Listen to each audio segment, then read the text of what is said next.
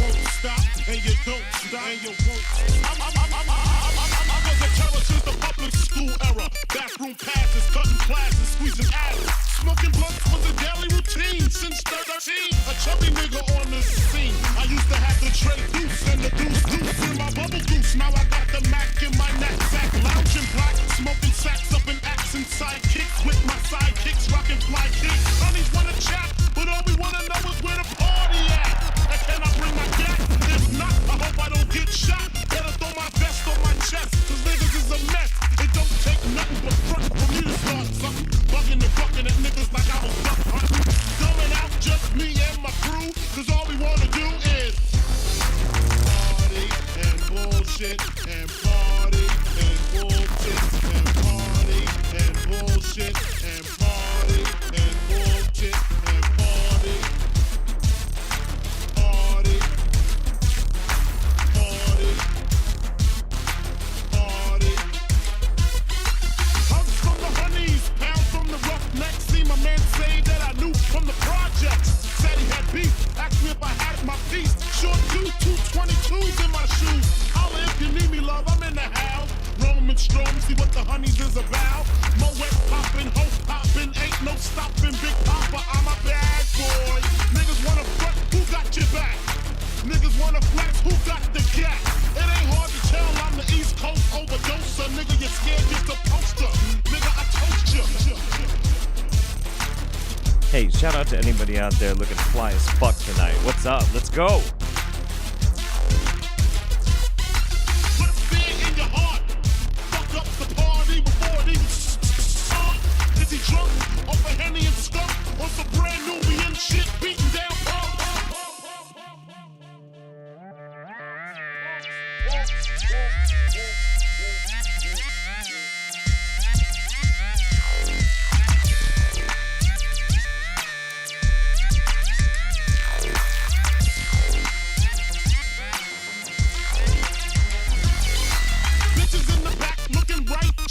In the tight dress, I think I might just hit her with a little Biggie 101.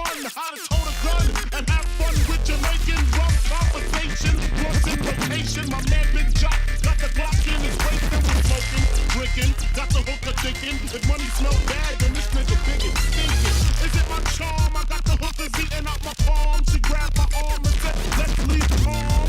I'm hitting skins again. Rolled up another blunt, bought a Heineken. Niggas start to low down, like kids got choked out, blows were thrown, and a fucking fight broke out.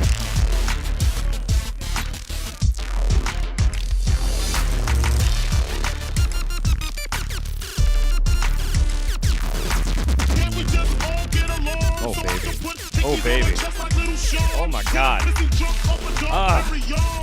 It's time. It's time. Yes.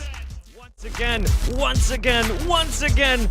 Welcome, everybody. Welcome to the Wingnut Roundup. This time for February of 2021. I feel amazing, and I look amazing. I'm gonna be a little humble this evening, and I'm just gonna say I look fucking great. I hope you're feeling amazing. I feel amazing. I gotta tell you, the curse of 2020 has followed me quite a ways. And whereupon I tended to wear a big happy smile and try and like wish everybody the best. Like, I'm doing good, so we can all do good. 2020, come on, it's not gonna beat us. Well, kind of ended up hitting me like a big old fucking sack of hammers. And your boy Jeff here. Get to listen live this week now that I'm off work, and just for some fun with more Star Trek trivia. How many different characters has Brent Spiner played in the series so far? Oh, God. 3 androids, his dad, his dad's brother. That's 5. And I'm pretty sure he played, like, some historical figure at some point. So I'm going to say 6. You can let me know if I got that right. Yeah, your boy here got hit with a whole sack of sad hammers.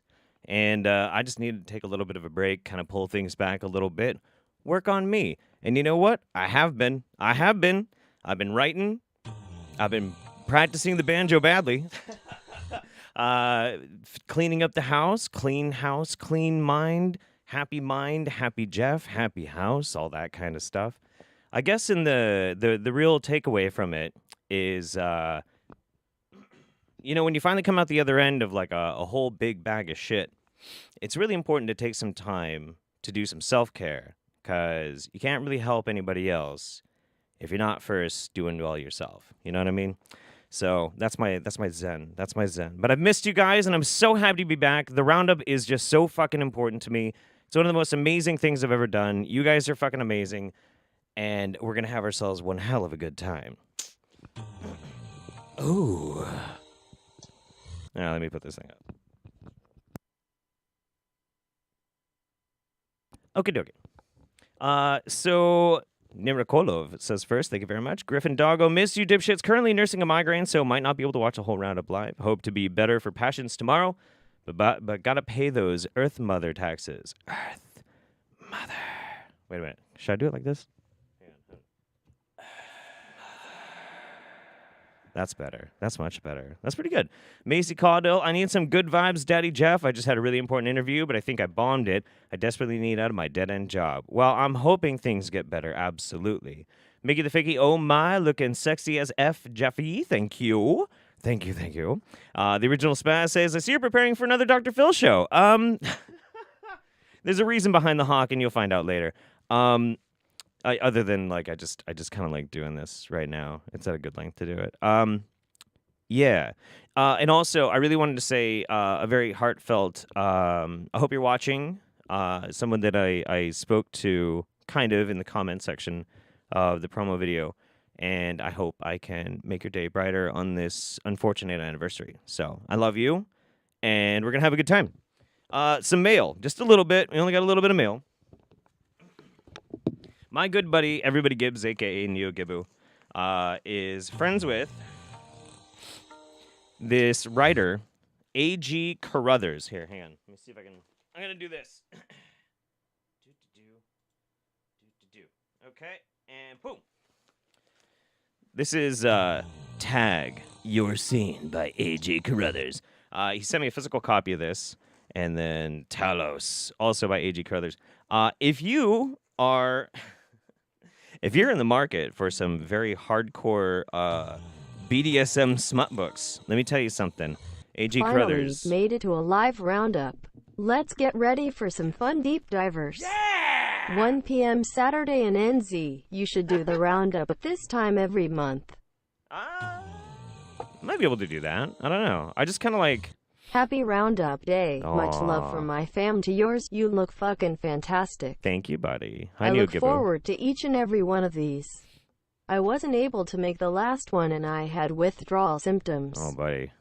Giant hugs from Tennessee to you, Mems, and the lil one. Thank you. See, I was just talking about you. I was just bragging about my friend Neogibu, who's... I missed the last Wingnut Roundup, so it feels like it's been forever since I saw your wonderful face. Oh, shit. I love you and Mems and everyone here. I just realized that I need to change the alert box or it's going to fucking spam us like a motherfucker.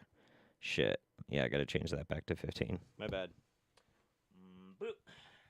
Otherwise, we'll never get anywhere. We'll have way too much peanut gallery. There we go. Okay. We should be good. We should be good? We should be good. Good. All right, cool. Oh yeah, mail. This is really super cool. I'm like super stoked about this.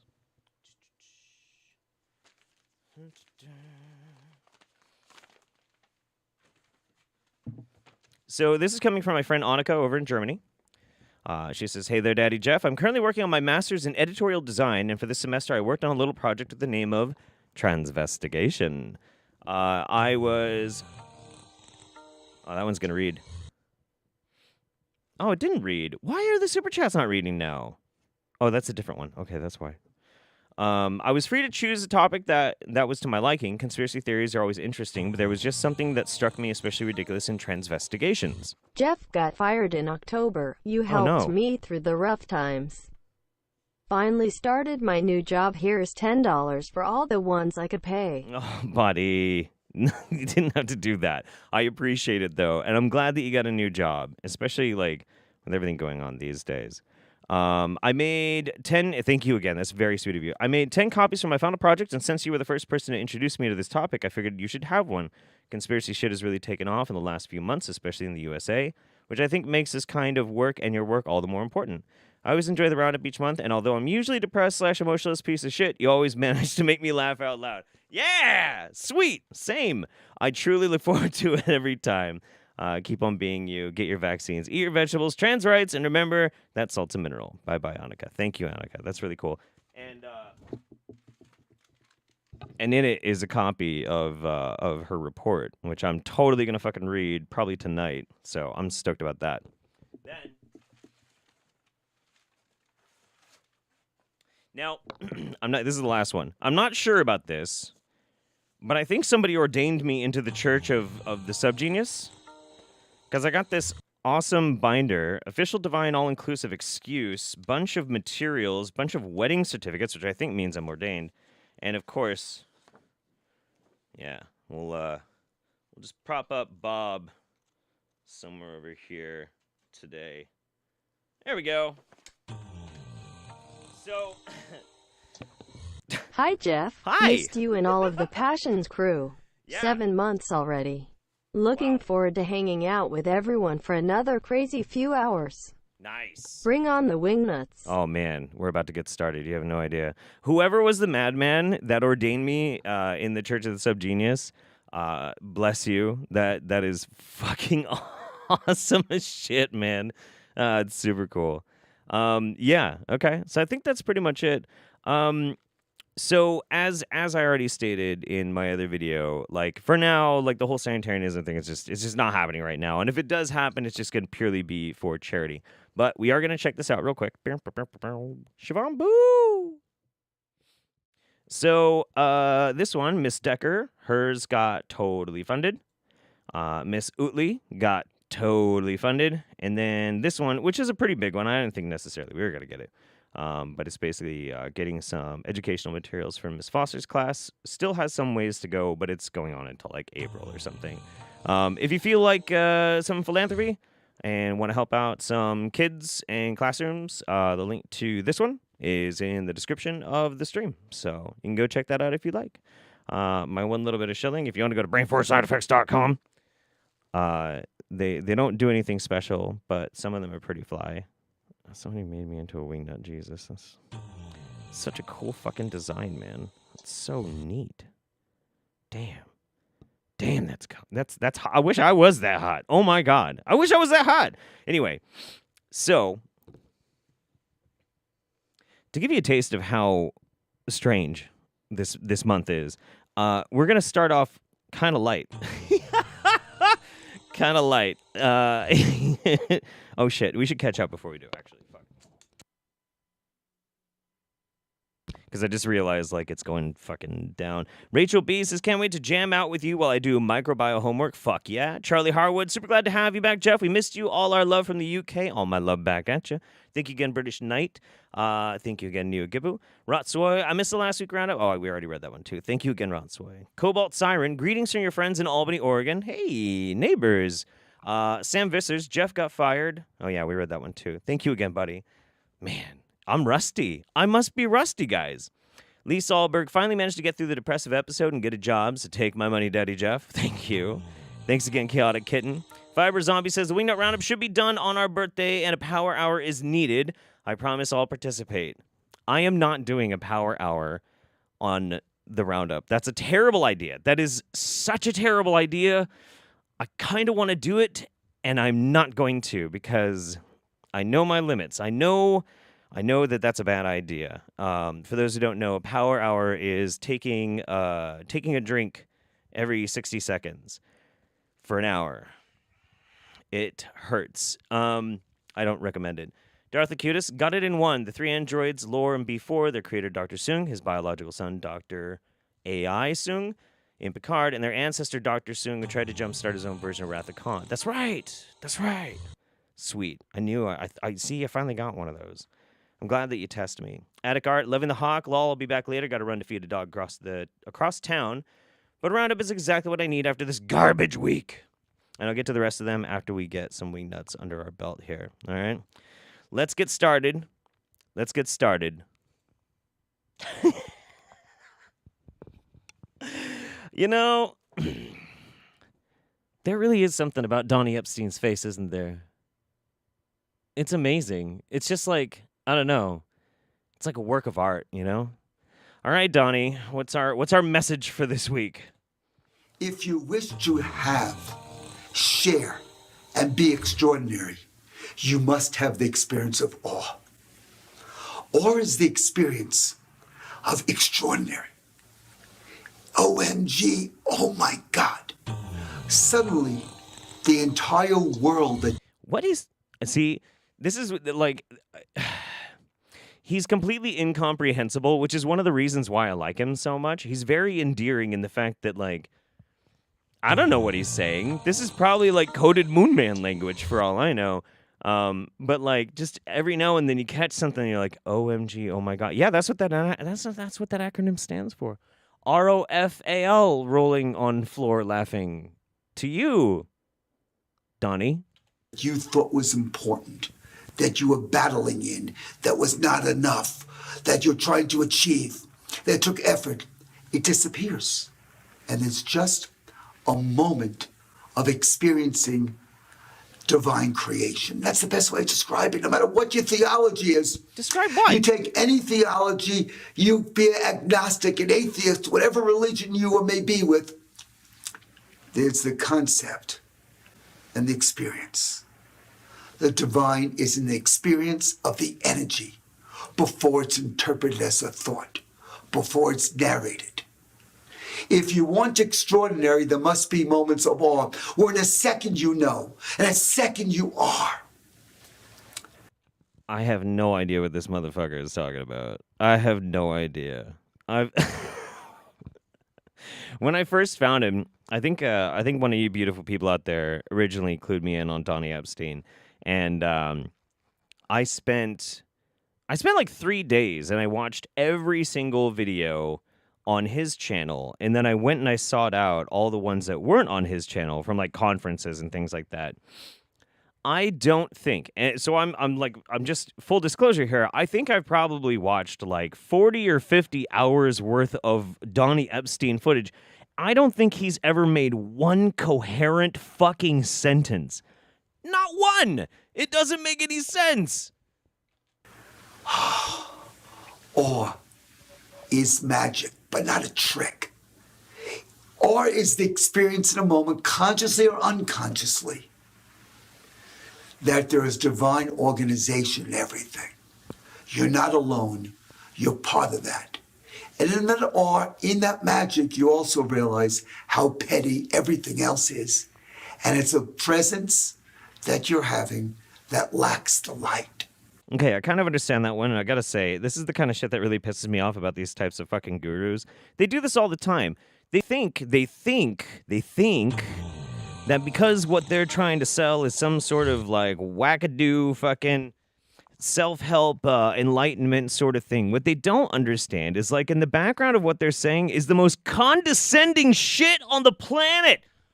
Oh my God, it's so condescending. It's so condescending. You know, when you realize that everything else is an awe experience and you're spiritually enlightened, you realize that the rest of the world is petty. Dude, fuck you. Fuck you.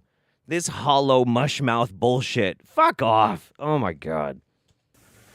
You can take all the problems you have, you can take all the dark emotions, all the things you're trying to fix or move away from, and shine the light of creation on it. And it's now light. There's nothing to fix. How about ethnic cleansing? Can you shine the light of awe on ethnic cleansing and suddenly ethnic cleansing is now part of the light? Or is this just naive, incomprehensible nonsense? I don't know, you know. There's nothing to heal. There's nothing to repair. You don't have to change your life.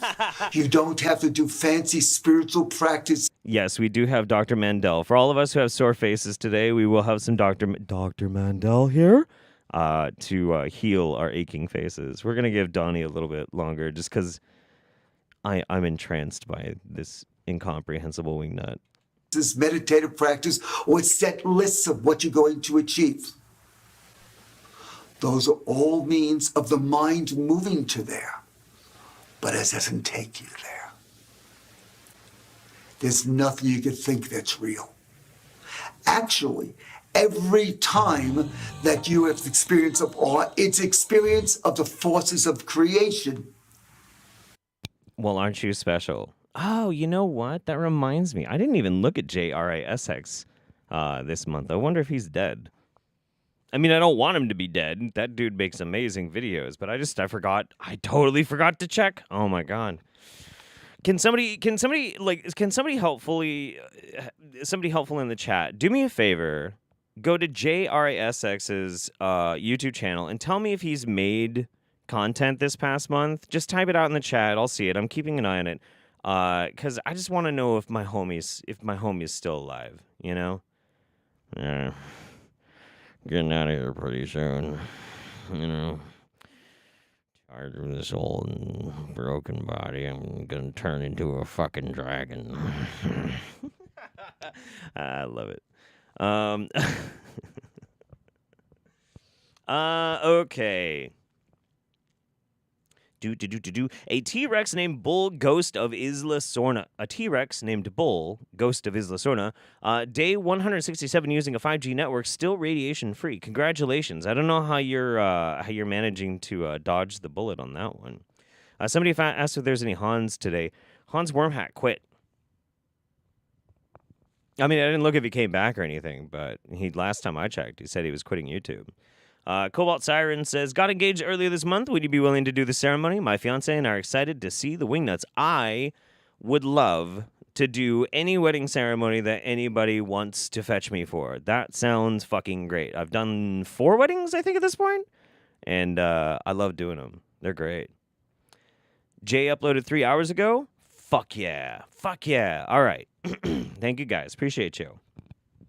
Emival says, lost our 16-year-old cat last month. Glad to be here. Aw, sorry about your buddy. Also, can we say congratulations in the chat to Cobalt for getting engaged? That's fantastic. Marriage is amazing. Teresa Denham says, I saved my last bottle of soju for the roundup. I haven't been able to catch one live for months. Oof, soju and I have history. Jay Reynolds, don't forget that it's Gibu's birthday next Saturday. Yes, I have not forgotten. Michelle Cavill says, this is the first live roundup I could catch. I need contact info, got ideas. Love you, Mems and Hemlock. Hope you and the fam are awesomely well. P.O. Box is in all my videos. And Madoka Star Punch says, this dude looks like Nick Cage and Danny DeVito had a ritual baby. Wow. Actually, you know what? Kind of fucking does, doesn't he? Nick Cage and Danny DeVito had a ritual baby. Yeah, there's definitely some dark forces at play here, but I see it. Yeah, I see it. Good call. That's a good call. Okay. And then Sammy Warhol says, hi, Jeff. This is the first roundup my boyfriend and I have been able to watch live in a while. So excited to see what Wingnuts you have for us tonight. Love you, Jeff. Wish you and your fam well. Thank you very much. So, it has been a very strange month for the Wingnuts, especially some of the regulars. As I said, Hans Wormhat quit. What are you going to do? And Rachel Riestra, I keep calling her Renestra, I don't know why, because I like it better, I guess. I don't know if she got booted off of YouTube or not, but she's now on a new platform called Odyssey. And I don't think she's coping well. So here she is interviewing Bill Gates. Despite what President Trump claimed. Okay, all right. You're going down. There we go. On Friday, there is no cure, nor is there a vaccine for the virus, at least not yet. But when a vaccine comes available, Bill Gates will be available. Bill, are you there? Bill? Apparently he's not so good with computers anymore. Invented Microsoft, but can't figure out how to turn on Zoom. That's very funny, Rachel. Welcome to the show, Bill. Thank you. Yeah. So I would like to start with the comments from the president. Let's just go there right away. Because he took something. Monoclonal, blah, blah, blah, antibodies, some kind of experimental cocktail. He called it a cure. Now, this is something that you've spent billions of dollars on trying to find, and you rush into the vaccine and all this research, blah, blah, blah. Let's cut to the chase. Is the president trying to cock block your cure? Yeah, the word cure is inappropriate because it won't work for everyone. But yes, of all the therapeutics, this is the most promising.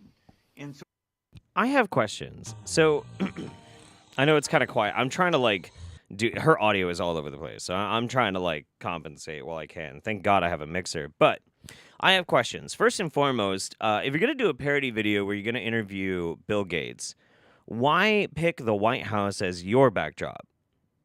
Why would you do that? Because you're drinking wine. It's not even very convincing for one. It's just kind of a weird choice. It's a weird creative choice.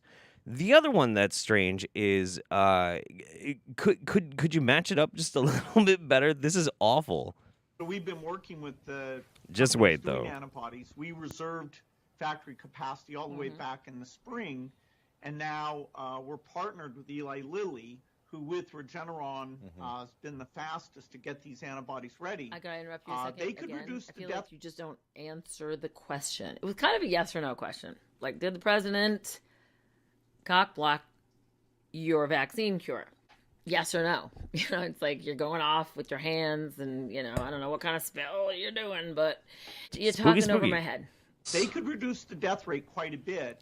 The other thing that might be kind of interesting, too, is if you're going to be talking and trying to make fun of Bill Gates, don't then just say that everything he's saying is going over your head, because that's basically you just admitting that you're dumb. Now, most people saying it goes over their head just means that they're not very familiar with it. But Rachel, honey, it doesn't come across that way. I don't think it any lower. 0.001000001 dying of COVID, not with COVID, because I know how those numbers are, right? It's like motorcycle accident and COVID, you know, pneumonia, diabetes, heart failure, COVID. So yeah, mostly I just wanted to give Rachel a little bit of time because poor Rachel got her YouTube yeeted, and this is what has happened in the meantime. Poor Rachel, poor Rachel. I don't think we'll probably one of the reasons why I wanted to even mention it. I think we're putting Rachel to bed after this. I think we're gonna say goodbye. She was one of the very first Wingnuts that we ever had on the show. I mean, there were some absolutely incredible ones. Her videos led me, because she used to be on television or something. So all these Wingnuts were flocking to her channel. I found some amazing bits of content because of Rachel. But yeah, no, I think we're going to say bye. So bye-bye, Rachel. It was a fun ride while it lasted. But yeah, no, get the fuck out of here. Next up, we actually do have an article. We usually don't do these, but CPAC yanks speaker after anti-Semitic pro-Pizzagate post surface. A lot of you guys sent this to me, and I just kind of want to go through it a little bit, and then we're going to look at his response. A planned featured guest at this week's Conservative Political Action Conference with a history of making anti-Semitic and conspiratorial comments will no longer be speaking at the event, CPAC announced on Monday. This speaker, who goes by Young Pharaoh, once tweeted out that there is no historical or scientific evidence proving, the evidence of Jews or Judaism. It's all a complete lie, completely made up for political gain. He also attacked fellow conservative commentator Ben Shapiro for his Judaism, according to Media Matters, which first reported the post. His conspiracies aren't limited to Jewish faith. He's also tweeted false claims about the Pizzagate conspiracy theory and that COVID-19 vaccine changes your genetic makeup, which it does not. So, first, how in the world did CPAC invite Young Pharaoh? Young Pharaoh, the guy who said that black people have the same genetic code as a plant. I mean, I had to check with my brother, and it turns out he's wrong. You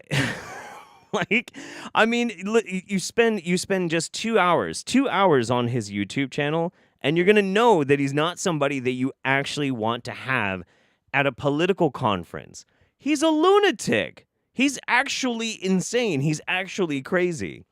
But I digress. So they disinvited him, and to say that he didn't take it well, let's just watch. Okay, there we go. Bang. All right. Now, okay, it all started right on Twitter. So let me not even go to mainstream media. It all started on Twitter. Okay. Now, I have been targeted by George Soros. Let's be clear on that. And I'm finna prove it right now.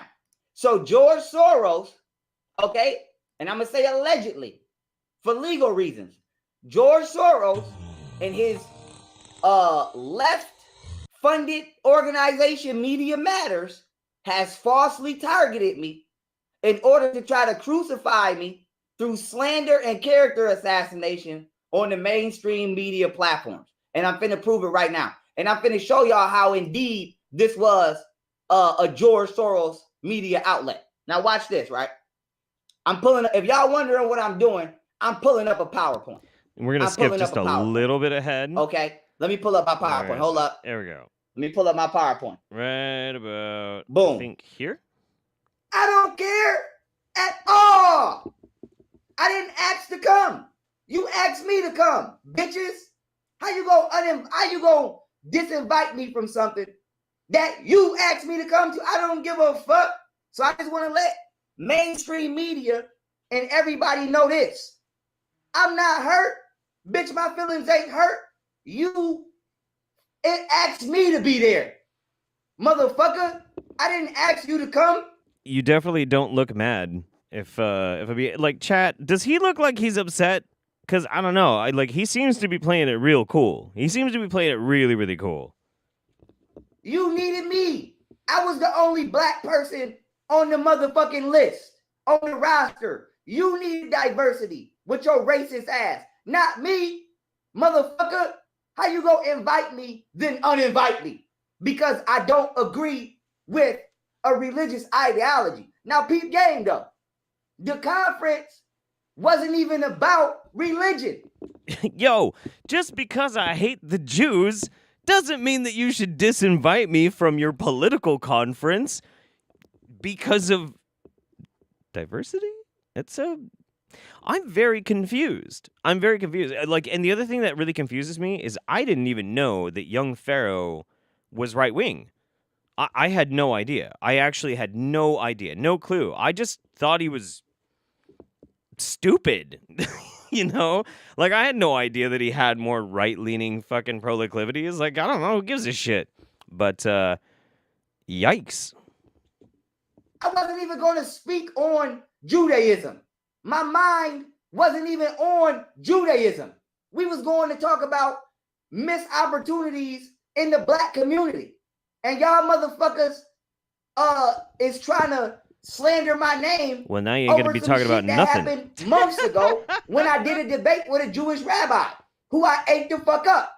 And so I just want to let y'all bitches know, I don't give a fuck. Don't never invite me. Bitch, I never asked to be there. You asked me to be there. Let's be straight on that. Now, let's continue. Nah, let's not. Let's call it good at that. Look, listen. Young Pharaoh is not mad. He's not mad. He's definitely not mad. He's just, excuse me. He's just being unfairly targeted by George Soros and the Jewish agenda. That's all it is.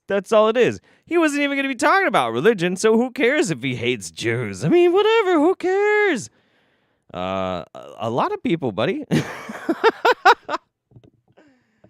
Ah, man. Whew. It's getting hot in here already.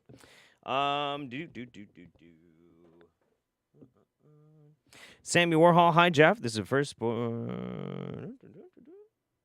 don't know if I read this one. Maybe I didn't. Sammy Warhol, hi Jeff. This is my first roundup. My boyfriend and I have been able to watch live in a while. So excited to see what wingnuts you have for us tonight. I think I did. Love you and wish your family well. Thank you. Baby Yoda says, if I get a doctor's note, can I be excused from the face torture? No. Cara Bellenois. Hey, Jeff, first time catching you live, but I love the roundup. You're going to keep me sane while I try to match songs. That's already pretty much torture for me. Fiber Zombie, had a lady go through my line wearing a Trump 2020 mask saying masks don't stop viruses because they're small. I was like, don't engage, you're at work. It's probably for the best, yeah. Goth Royalty, hi, Daddy Jeff. So happy it's Roundup Day. I've had the vaccine a month now and no extra toes, fingers, or limbs. Can you say hi to my mom, Renee? Hi, Renee. She's listening in the other room. Love to you, Mems, and the little one. Thank you.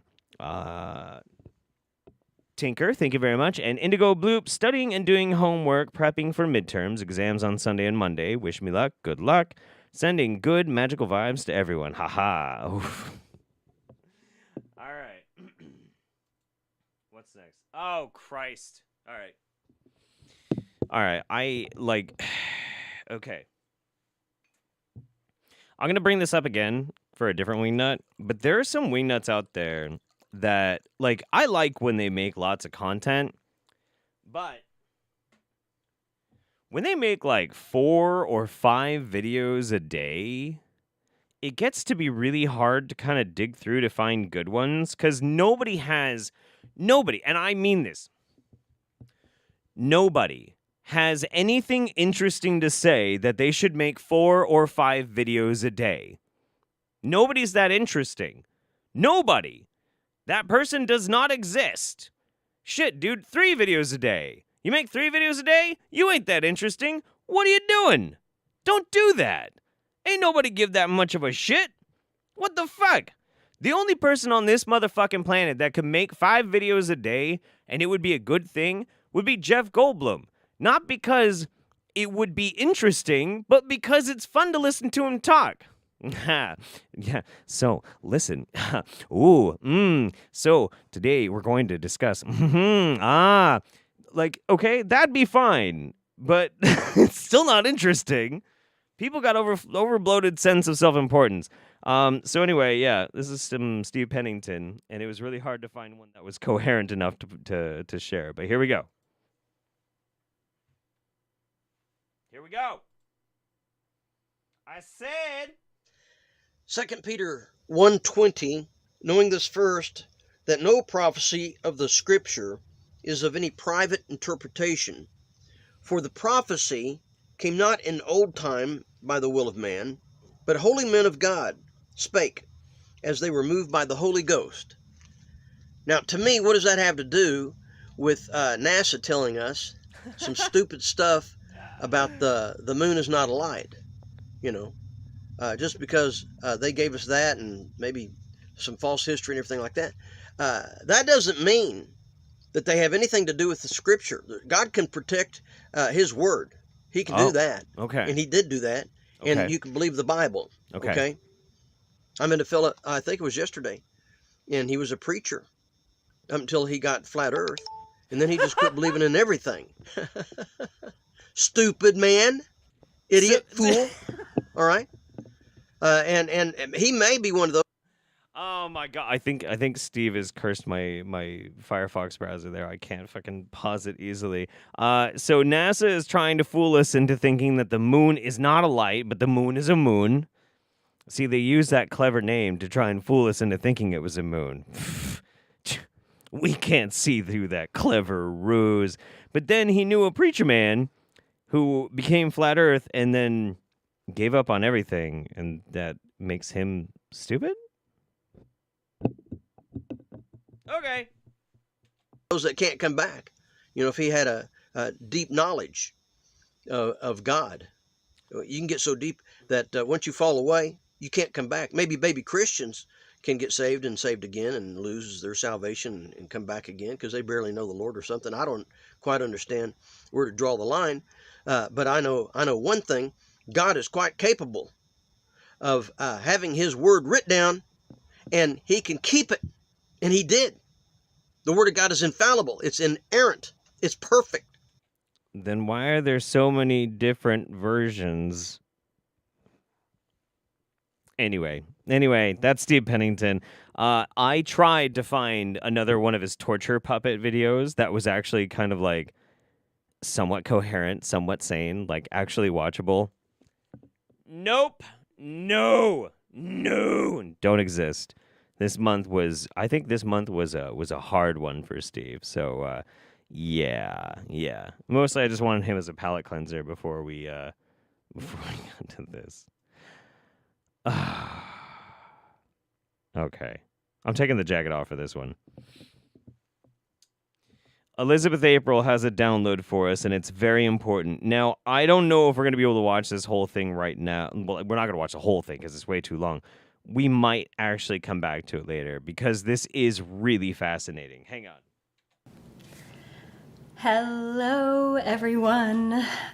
Just a special, really quick live video. This is in reference to a huge download that I received just last night. This is like a very special, very important update about what's been going on around the planet, and basically what I was drawn to do last night. The biggest download I got last night was Black Sail Season 2. Oh, never mind.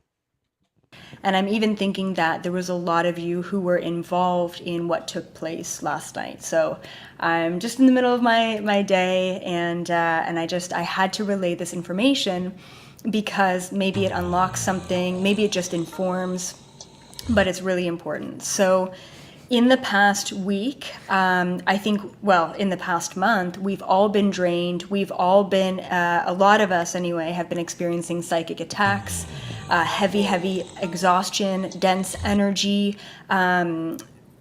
irrational thoughts coming up, weird dreams, right? So there's been a lot of symptoms, and I tend to call it going through some shit. That's all. I definitely haven't been psychically attacked. I would know.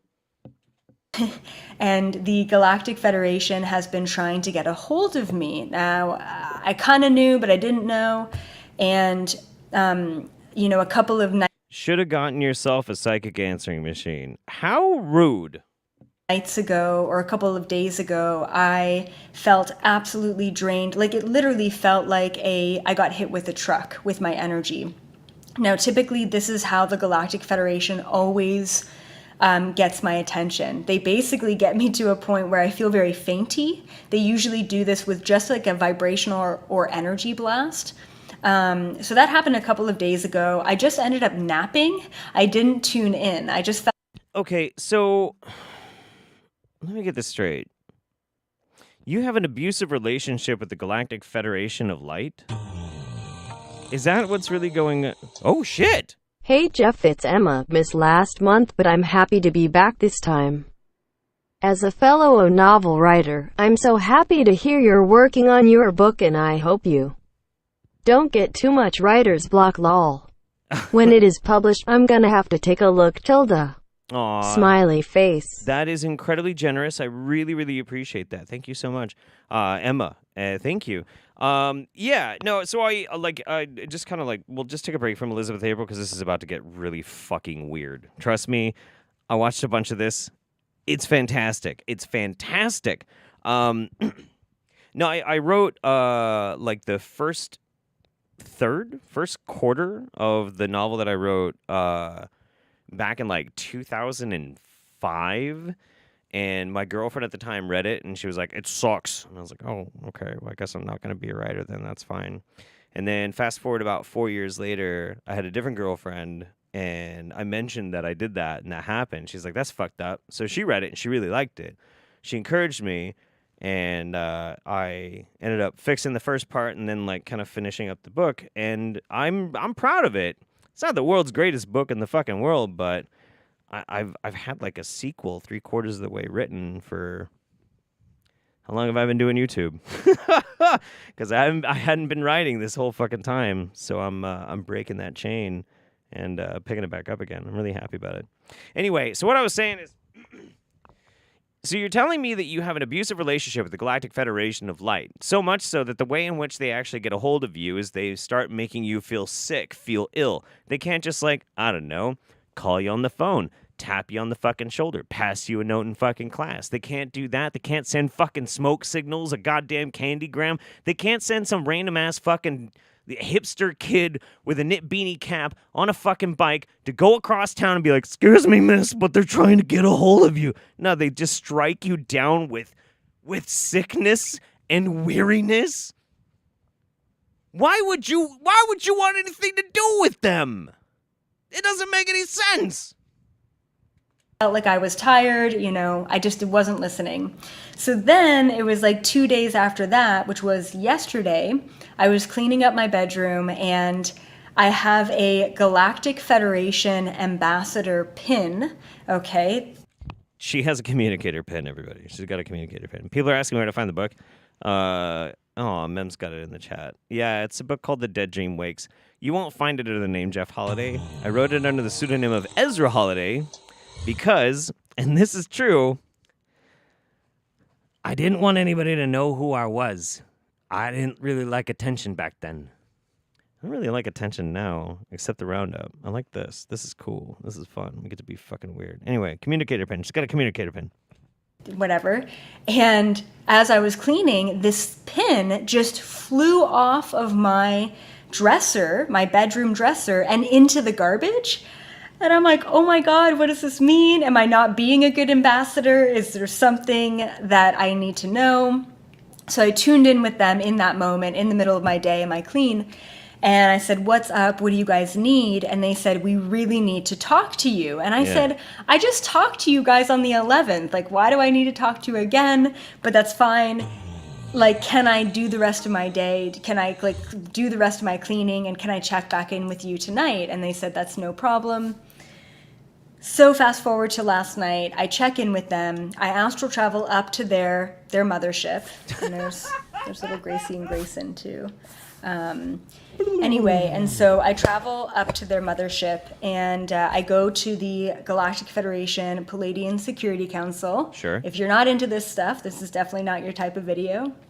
Oh, this and is definitely. Said, what's up? Now, this is what's definitely really my type interesting is when I went up there and I asked them what's going on, the wildest thing happened.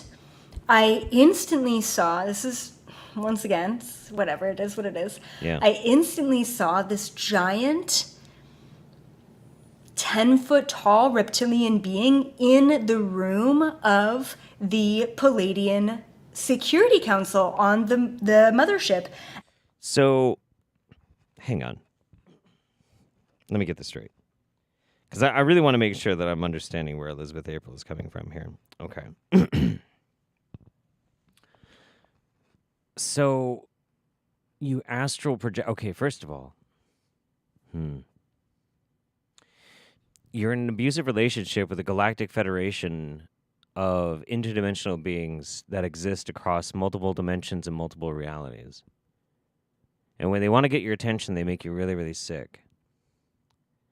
And then, when you decided to go up and talk to them, you astrally project to go up into their spaceship, to go to their security council. And there you are in this grandiose hall of interdimensional beings of radiant light. And the 10-foot tall dinosaur man is what seems strange to you? That seems strange to you. That's the thing? That's the line we draw. That's... And so I instantly thought, like my human instantly thought, oh my God, have they been taken over? Is there an issue? Like, what's happening? Why is there a freaking reptilian in the room?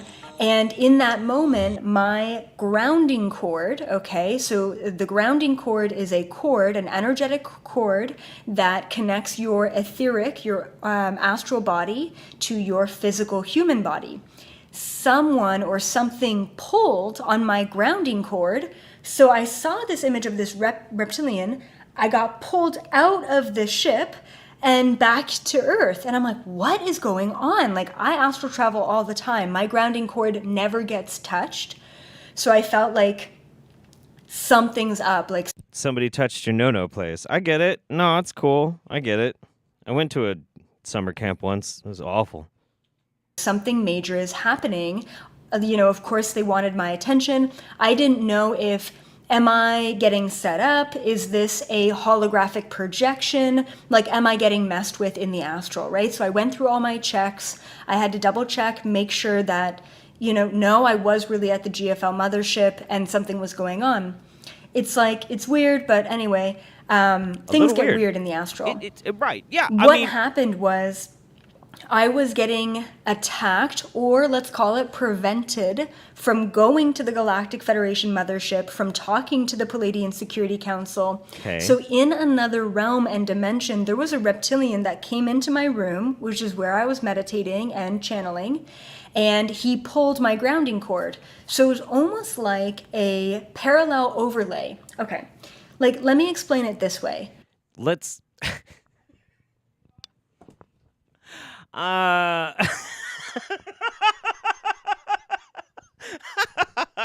You know, no, don't touch me there. This is my no square. Yeah, dude, don't touch my grounding cord. I mean, unless I trust you. If I trust you, then maybe you can tease my grounding cord a little bit. Don't pull on it. It's very sensitive. I do have a safe word. That safe word is Bob Dole. Anyway, you know what? If we need to fill in a little bit more time, maybe we'll go back and watch a little bit more of that Elizabeth April, because honestly, that video is fucking out of control. It is so fucking great. I love it. All right. Chloe Mason says, I love you, bro. Can't wait to go to the Tweed Cafe over North Bend with you when COVID's gone. Happy late Twin Peaks Day, by the way. Happy late Twin Peaks Day to everybody else as well. It was Twin Peaks Day recently. I am a huge fucking Twin Peaks fan, a super fan, if you will. We did celebrate by watching the pilot, a little bit of the return, eating some cherry pie, and drinking some damn fine coffee. And hot. And yeah, dude, that would be amazing is once quarantine restrictions ease, like anybody who's in the like Washington area wants to like go and have coffee in Twin Peaks with me. That'd be fucking dope. Robert Farronchick, hey Jeff, love you and your content. Drinking a rum and orange juice combo with my dinner while watching. Love you too, Robert. Thank you very much. Aspen says, me and my sister and my mom are booked for the COVID vaccine in a week's time. I'm autistic, so here's hoping I get to level up my autism. That you can only go up, right? Raven, Emma, thank you again. That's very, very kind of you. Meeb says, didn't get a notification for the start of the roundup. Why? Hi, Daddy Jeff and Mems. Hello.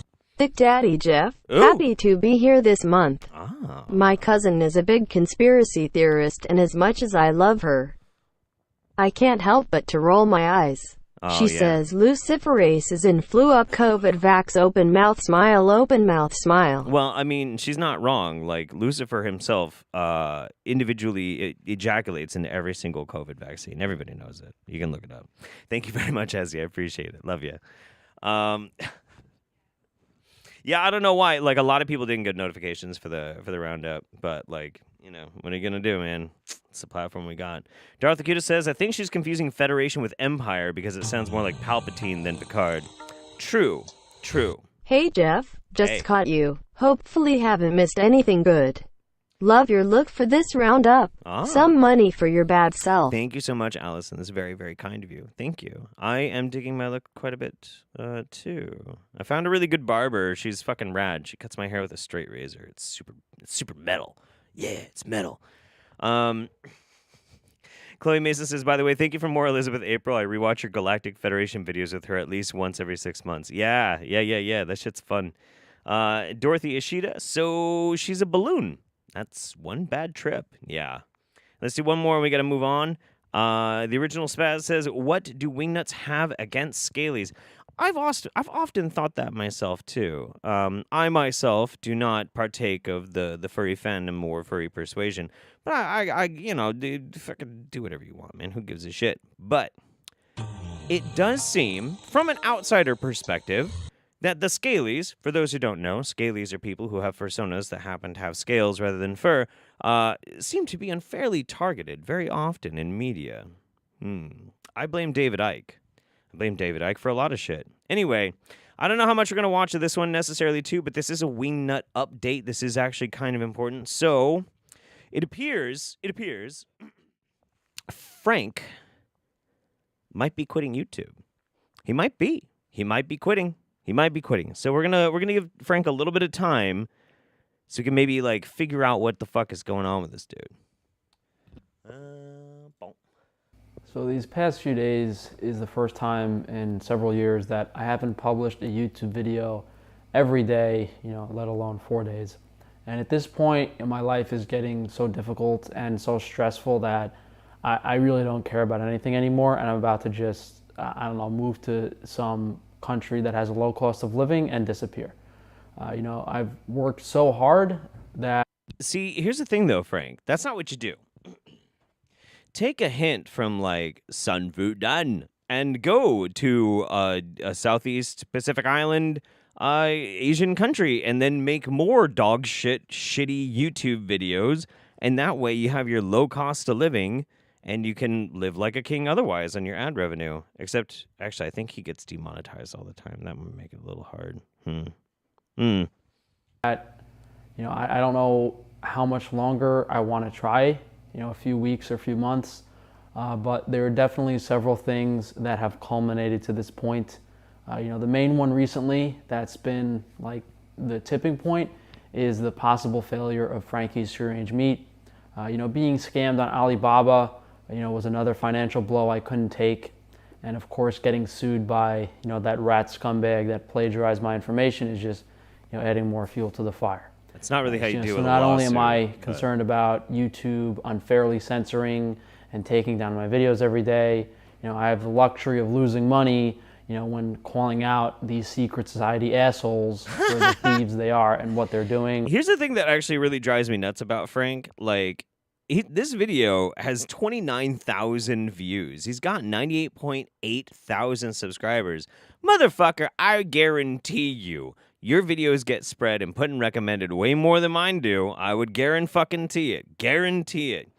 Boo-hoo, YouTube takes down my shit that goes against the terms of service. Well, then get more fucking clever about how you phrase things. That's what I don't understand. Like, okay, yeah, censorship is really fucking annoying. It is irritating. It's super irritating. I've had shit taken down by YouTube that I don't think was fair. But what I did in return was I didn't just be like, I'm just going to keep doing that. Instead, I started trying to learn the rules and figure out ways to get around them and otherwise still say and do the things that I wanted to do. And that way I could just keep going. But this like poor pity party thing, there's only one reason to do it. Sympathy points. That's it.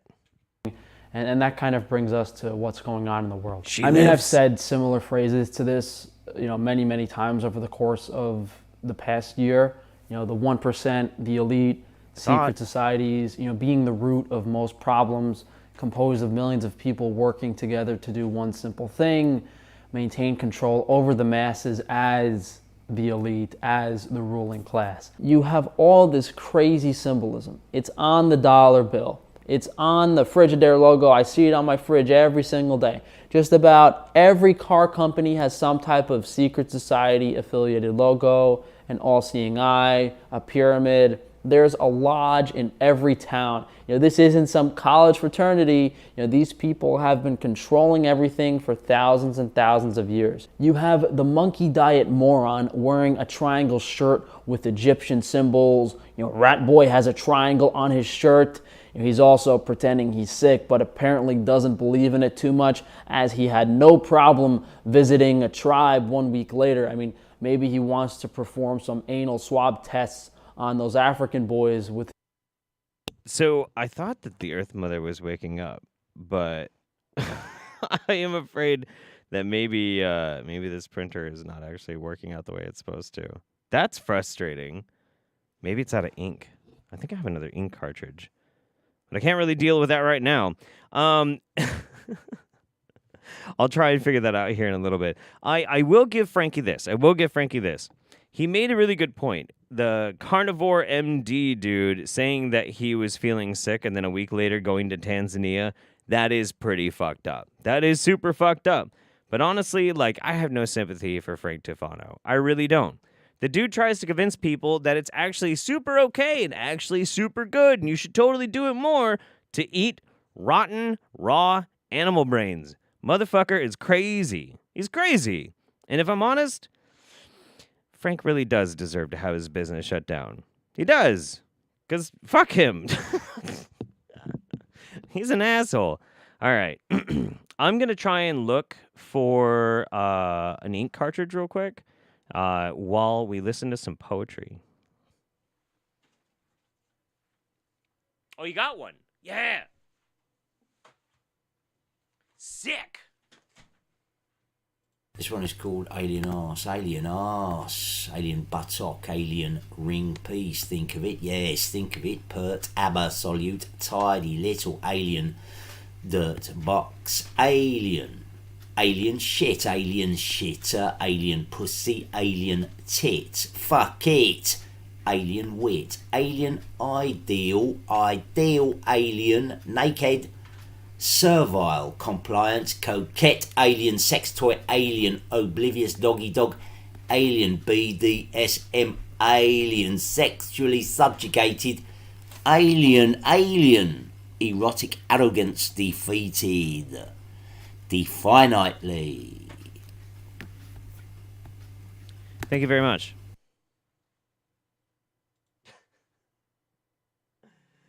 That is a man by the name of Anthony Andrea, and he is, I guess, a poet? I don't know. I randomly found him on Odyssey, and I was just so charmed. I was like, okay, well, we need to figure this out. Does she live? Does she live? Is she alive? What wisdom do you have for us? Spit it out. Spit it out, Earth Mother. Yes. What do we... Oh, that's not fun. Oh, my God.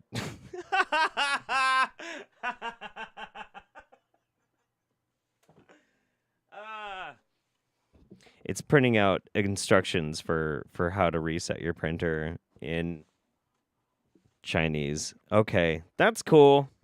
The Earth Mother's just sick. She's going through a hard time, everybody. We're gonna just call it that. She's going through a hard time.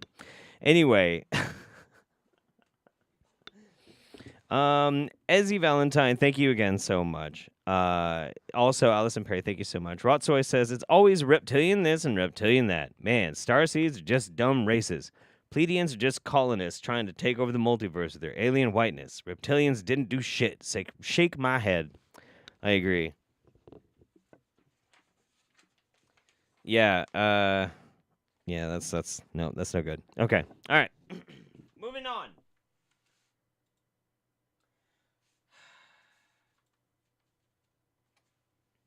I've been looking forward to this one. This one's pretty good. Her channel says her name is Zia, but in her video, it's Meet Alia First Contact Specialist from the SASANI people, channeled by Zaya. Okay. Big Daddy Jeff, Yo. First time I ever caught you live. Yeah. Been watching for 5 years now. Keep up the great work. Thanks so much, buddy. That's really sweet of you. That's cool. Well, I'm glad you have good timing. We're going to meet Alia, sort of. Hola, mis amores. I am Sia, and I am a starseed. Yeah. I also am a human hybrid. So, wait. If she's a starseed, we were just talking about that earlier. Doesn't that then mean that she's racist against scalies? Did we figure that out? Is that like what we came to the conclusion of, chat? Like starseeds are racist against reptilians? Whatever. I'm an alien. I can speak and write light languages, and I make sacred circlets. This one is like my favorite ever. So, in this lifetime, I am a Lebanese Venezuelan writer, artist, and activist. Sure. Her fit is banging. It is. I like her outfit. Like, just because somebody's a wingnut doesn't necessarily mean that I think they're a bad person, or that I'm necessarily going to make fun of them. It's that they're so interesting and so unique. That's what it's about. Currently, I am a PhD student in feminist studies, with designated emphasis in astronomy and astrophysics and critical race and ethnic studies at UC Santa Cruz.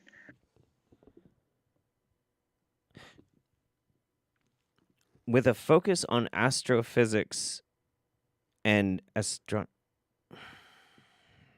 Okay. And I got fired because of my activism during our graduate student wildcat strike. That's bullshit. That sucks. That happened started in December 2019. Aw, that's depressing. All right. And yeah, we were doing that. So I want to see her channel, Alia. This is what I'm here for. I want to see Zaya channel Alia. That's why we're here. 1855. Let's go. Here we go.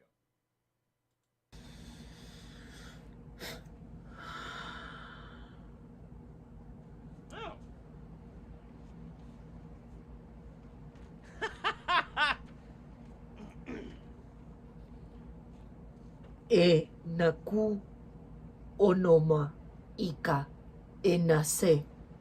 Yo, Frank Tofano was telling us about this, like the pyramids, the triangle symbols, Illuminati. Does that mean that Alia and the SASANI people are part of the Illuminati agenda? Are they reptilians? Is that why there's so much like? I don't want to think about this that much. E nase uku ayamaka. Onoloari, enatu orouka, tadeo akiko arama,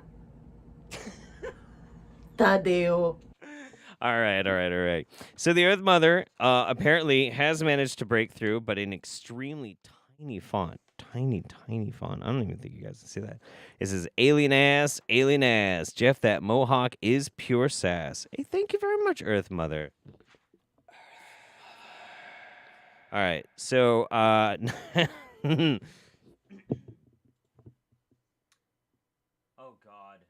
God. Okay. All right, so I'm having to make some hard decisions here because...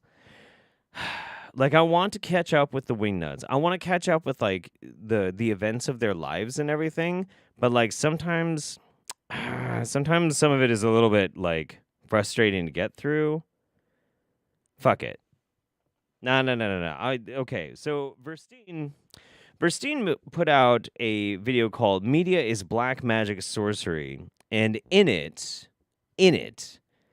she has some rather fascinating conclusions that she's drawn about the current state of wingnuttery. And I do think it's important, and I do think we should listen because I do think that there is some interesting stuff to be had here. And it's just like, I don't think we're going back to normal. I don't think they've just done a successful job, even within the Truther movement, they've done a successful job of dividing people, you know? And I even got mad. I was just like, you know what? And when I was, when I was in the war room with the other day, I was saying, I don't even know. And it just kind of hit me then because I've been thinking about it. I was like, I don't even know if I'm going to have the same relationship with some of my friends and family members because of the fucking lying ass media. So something really important that she said there before we move on with this video. She was talking about how she believes that the media now, and actually Joe Biden, have caused a rift, an effective psyop that has now ruined and destroyed the truther movement. It's not that a massive conspiratorial campaign that was all based on a fucking joke, that was all spread by anonymous sources that you can't vet and you can't verify, ultimately led to an immense and embarrassing situation where a lot of people were at least sane slightly enough that they could be like, you know what? I think this isn't what we thought it was, and I think that maybe me believing all this shit was actually kind of a fucking problem. And so they start asking each other, like, well, what are you fucking doing? Why are we doing this? It's not because the truther movement is full of fucking morons. it's because of a psyop by Joe Biden. Okay. Fucking whatever. These people are straight from the depths of fucking hell. Oh. Okay? Because it's like, I'm saying stuff like, hey guys, I've been a miracle courier since March. I've been going into these hospitals. I go to deliver to 10 hospitals a week. I actually have to walk through the emergency rooms and they're all fucking empty. They've always been empty. I have friends and family and that are getting, not family, but friends whose family has been getting laid off because there's the hospitals are empty, okay? I just sat and watched them have a parade for publicity in front of a hospital that I would frequent every day when I know damn well that it's fucking empty and there's nobody inside, but they're doing it for publicity. You know, I would guarantee you that every single hospital in the area around Verstein has her permanently fucking banned. Permanently banned. I'm really getting sick of the starseed people giving that term a bad name. There are only 10 empowered starseeds on Earth. And I'm reasonably sure Sailor Moon and friends won't be giving theirs up anytime soon. Oh my god. Whoa, okay. Hang on. Darth Acutus just dropped a fucking nerd trivia bomb right on my fucking face. For years now, ever since I first heard the term starseed, I was like, what the fuck do I know that term from? It's from something. Not like a thing that I like, but a thing that I know. A thing that, like, has been around for a long time. What the fuck was this goddamn Sailor Moon? It was goddamn Sailor Moon. Wow. Well, now I feel stupid. Anyway, let's give Verstein just a little bit longer. I don't want to dwell on her too much, but I just find it fascinating to watch her, like...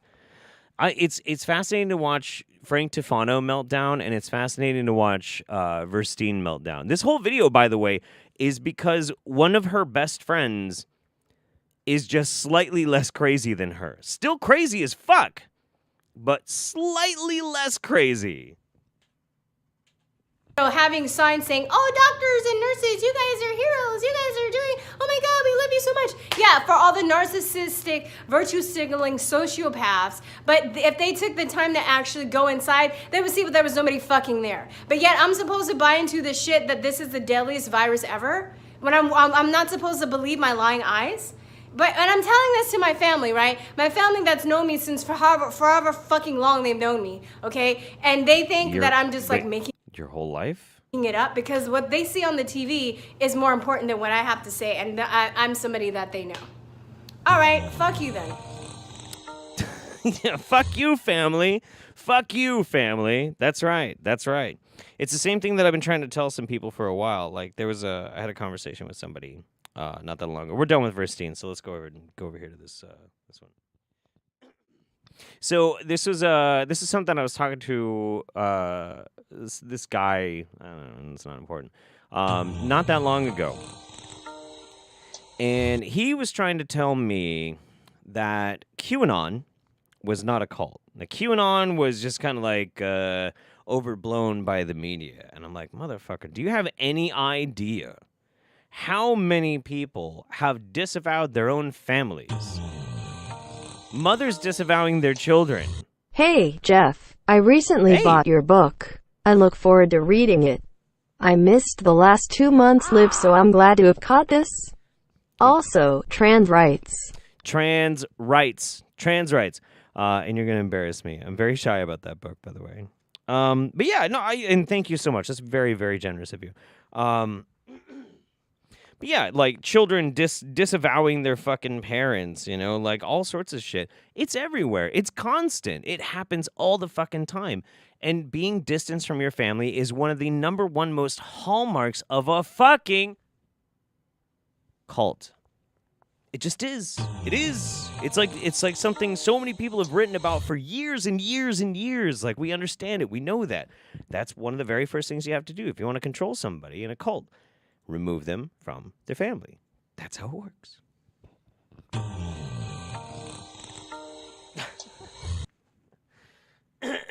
All right. John Lighton, thank you again, man. Thank you again. I appreciate that. Meeb says, get the Earth Mother dot matrix printer. Less problems. I would agree. I still don't know what's going on with the Earth Mother right now. This thing is acting weird. Hello? Hello, come in? Hello? Buenos dias. All right, anyway. Fuck it. Figure it out later. The original Spaz is making Jeff think about Scaly's $2 at a time. It's working. Thank you. Zach Craig says, holy cow, I caught it live. Check in then at the end to see how faded I got. Kevin Davies, me and my fiance work in the race scene as fire dancers. Oh, rave scene as fire dancers. And unfortunately, I have to smile and nod to people like her far too often because we're surrounded. I feel that. I, too, fire dance, actually. I just recently made my very first fire toy in years and years and years. Kind of get reconnected to my roots, man. Darth Acutis, thank you again. Lemming says, morning, Daddy Jeff. Just had my coffee and a bagel and done my radio show. Here's some love from me and mine to yours. Thank you. Adam Cantrell, oh yeah, Purim and Wingnuts on the same day. Purim and Wingnuts on the same day. Double the reason to drink up. Cheers, Daddy Jeff. Cheers to you. Thanks again, Jacks of all trades. Jason Sanders, hey, Jeff, did you hear about that stupid thing that happened the other day? It was weird. Dude, that shit was crazy, okay? I saw it. At first I was like, And then I was like, damn.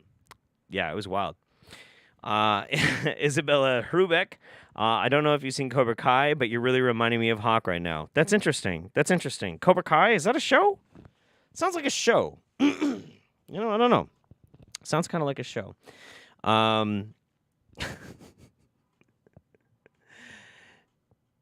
All right, here we go. All right, audience participation time, everybody. And I timed that actually quite well. Holy fuck, that's great. Let's go. Let's do it. Instant 3-point sinus drainage relief by Dr. Mandel here. All right, everybody. So here's the deal. If you're new to the Roundup, you haven't gotten a chance to do this live with me, you have to participate. You have to. Otherwise, my elite legion of interdimensional traveling reptilian scaly boys will descend out of the 15th dimension, and they'll give you the really bad COVID test in your fucking sinus cavity, and it'll suck a lot, and it'll hurt, and you won't like it. So you have to do this with me. We're all going to do it together. That's the rules. And the Earth Mother is using up all my ink, I think. What the fuck is going on here? What the fuck is going on? Hey Jeff, my boy. Consider this a Besker update. My dad and I are sanding down the rough edges of our Mandalorian plates while listening to the craziness you dug up this month. I'll keep you posted next month if we're still not done. That is sick as fuck, man. I wish my dad lived close enough that I could make fucking Beskar Mandalorian plate armor. Are you fucking kidding me? Dude, Dawn and Dawn's dad, you guys are fucking awesome. What the fuck? That's so cool. Wow. All right, anyway. Okay, everybody, Dr. Mandel time.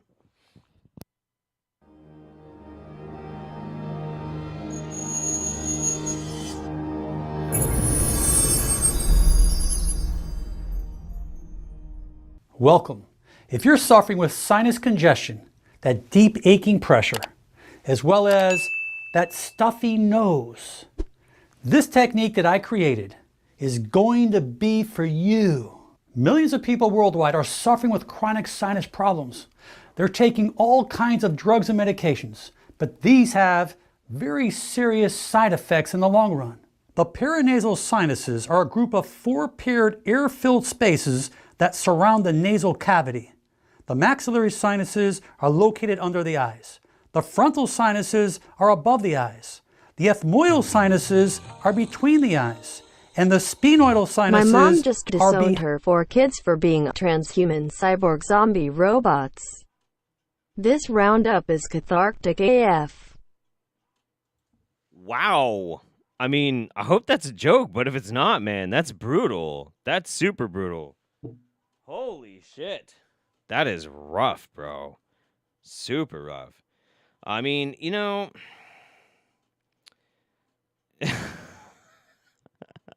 Olive Gardens is trying to help me tech support the Earth Mother printer. Currently, the Earth Mother printer has been printing out like a full page thing, but I think it's trying to print out in color, and there's no color ink in it. So I don't know what's going on. It's not jammed. It's not jammed at all. And it's acting like it's printing. So I don't know. That's fucking weird. Earth Mother managed to get one message out. Go subscribe to Olive Gardens, by the way. Fix my wall? No. 3 areas we're going to focus on. One is the roof of our mouth, called the hard palate.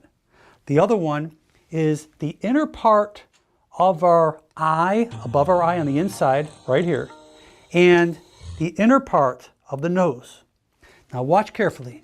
We're going to work our left side first. The side that we work, we're going to use our same hand. We're going to look ahead. Do not look up, because I do not want the forehead contracted. Let's do it. Look straight ahead or look down. Take these 2 fingers and grab the top part of your eyelid.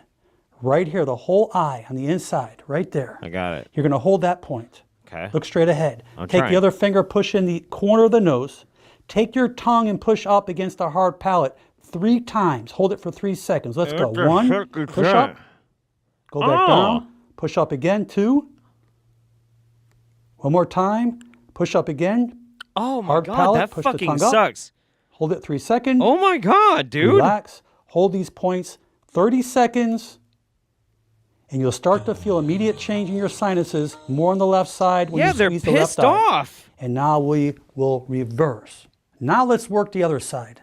Take your first and second fingers of your right hand, squeeze the inner part of the upper eyelid right here. Okay, so you can see it carefully.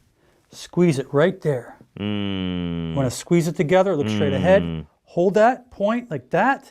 Take your index finger of the other hand, push. You know what, for the first time, I'm canceling that. That actually fucking hurt. That hurt really fucking bad. That sucks. Don't do that. If you already did it, well, I don't know what to tell you. Oh, fuck.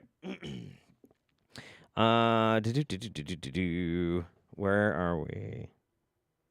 Okay. Janie says, for the love of Earth Mother, connect the printer to the computer via HDMI. I'm screaming in my empty apartment. I have the same one. Olive says hi. First of all, you cannot connect a printer via HDMI. That doesn't work. You can't do it. No, that doesn't work. Maria says, hi, Jeff. I'm so glad to catch the Roundup live and be able to drink some fuzzy navels. You always make me smile and laugh. May your Shivambu be extra spicy. Smoochies. Oh, thank you. Let me see. Meeb says, best way to buy the book and give you the most money from sale, only Amazon.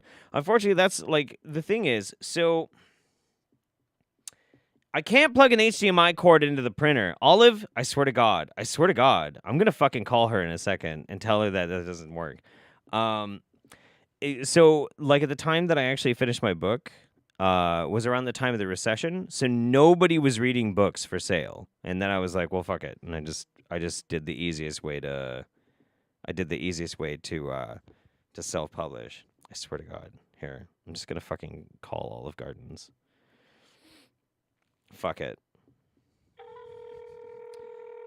I'm just going to call Olive Gardens. I don't care.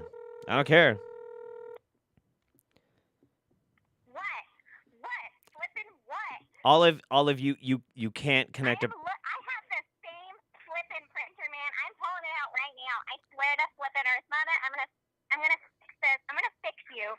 Whoa, right now. You're gonna fix me right now. I forgot what that cord's called. I think it's a Firewire cord. No, it's not. It's not that one. It's not that one? It's one of them, but it's not that one. Other people are saying in the chat that some printers have HDMI cords. Are you guys fucking with me? Are you guys actually trying to align against me with Olive Gardens? Is that what's happening right now? Some of them have those cords. All right. Well, you know what? I tell you what. Maybe after the roundup, you can help me fix my printer. Okay, Olive? I'm going to find the cord and take a picture of it because I clearly can't handle this. You know what's terrible, too? What's and terrible? That my roommate's mom is an IT person. I bet. Okay. Well, then we'll have a three-way with your roommate. Wait. Yeah, no, that sounds good. Wait. And we'll figure it out. All right? Can I bring Nathan? Yes, you can bring your body pillow. It's fine. That's fine. Okay, I'm just going to hang out with him. Okay, sounds good. I'll talk to you later, Olive. All right, bye. Bye. Could one of the moderators put the link to Olive Garden's channel in the chat? I'd appreciate that. Arcade says, got my first T shot today. Can I get a trans rights? Trans fucking rights, man. Absolutely. Don does doodles. Thank you again, buddy. Don Marie says, I would do the honest participation, but I have a medical exemption that keeps me from doing it. Amy Easton says, ouch, that face exercise hurt. Bob Dole. Yeah, I called Bob Dole on that one, too. Okay. All right. I think we actually got our shit figured out this time. I think we got it figured out. Hang on.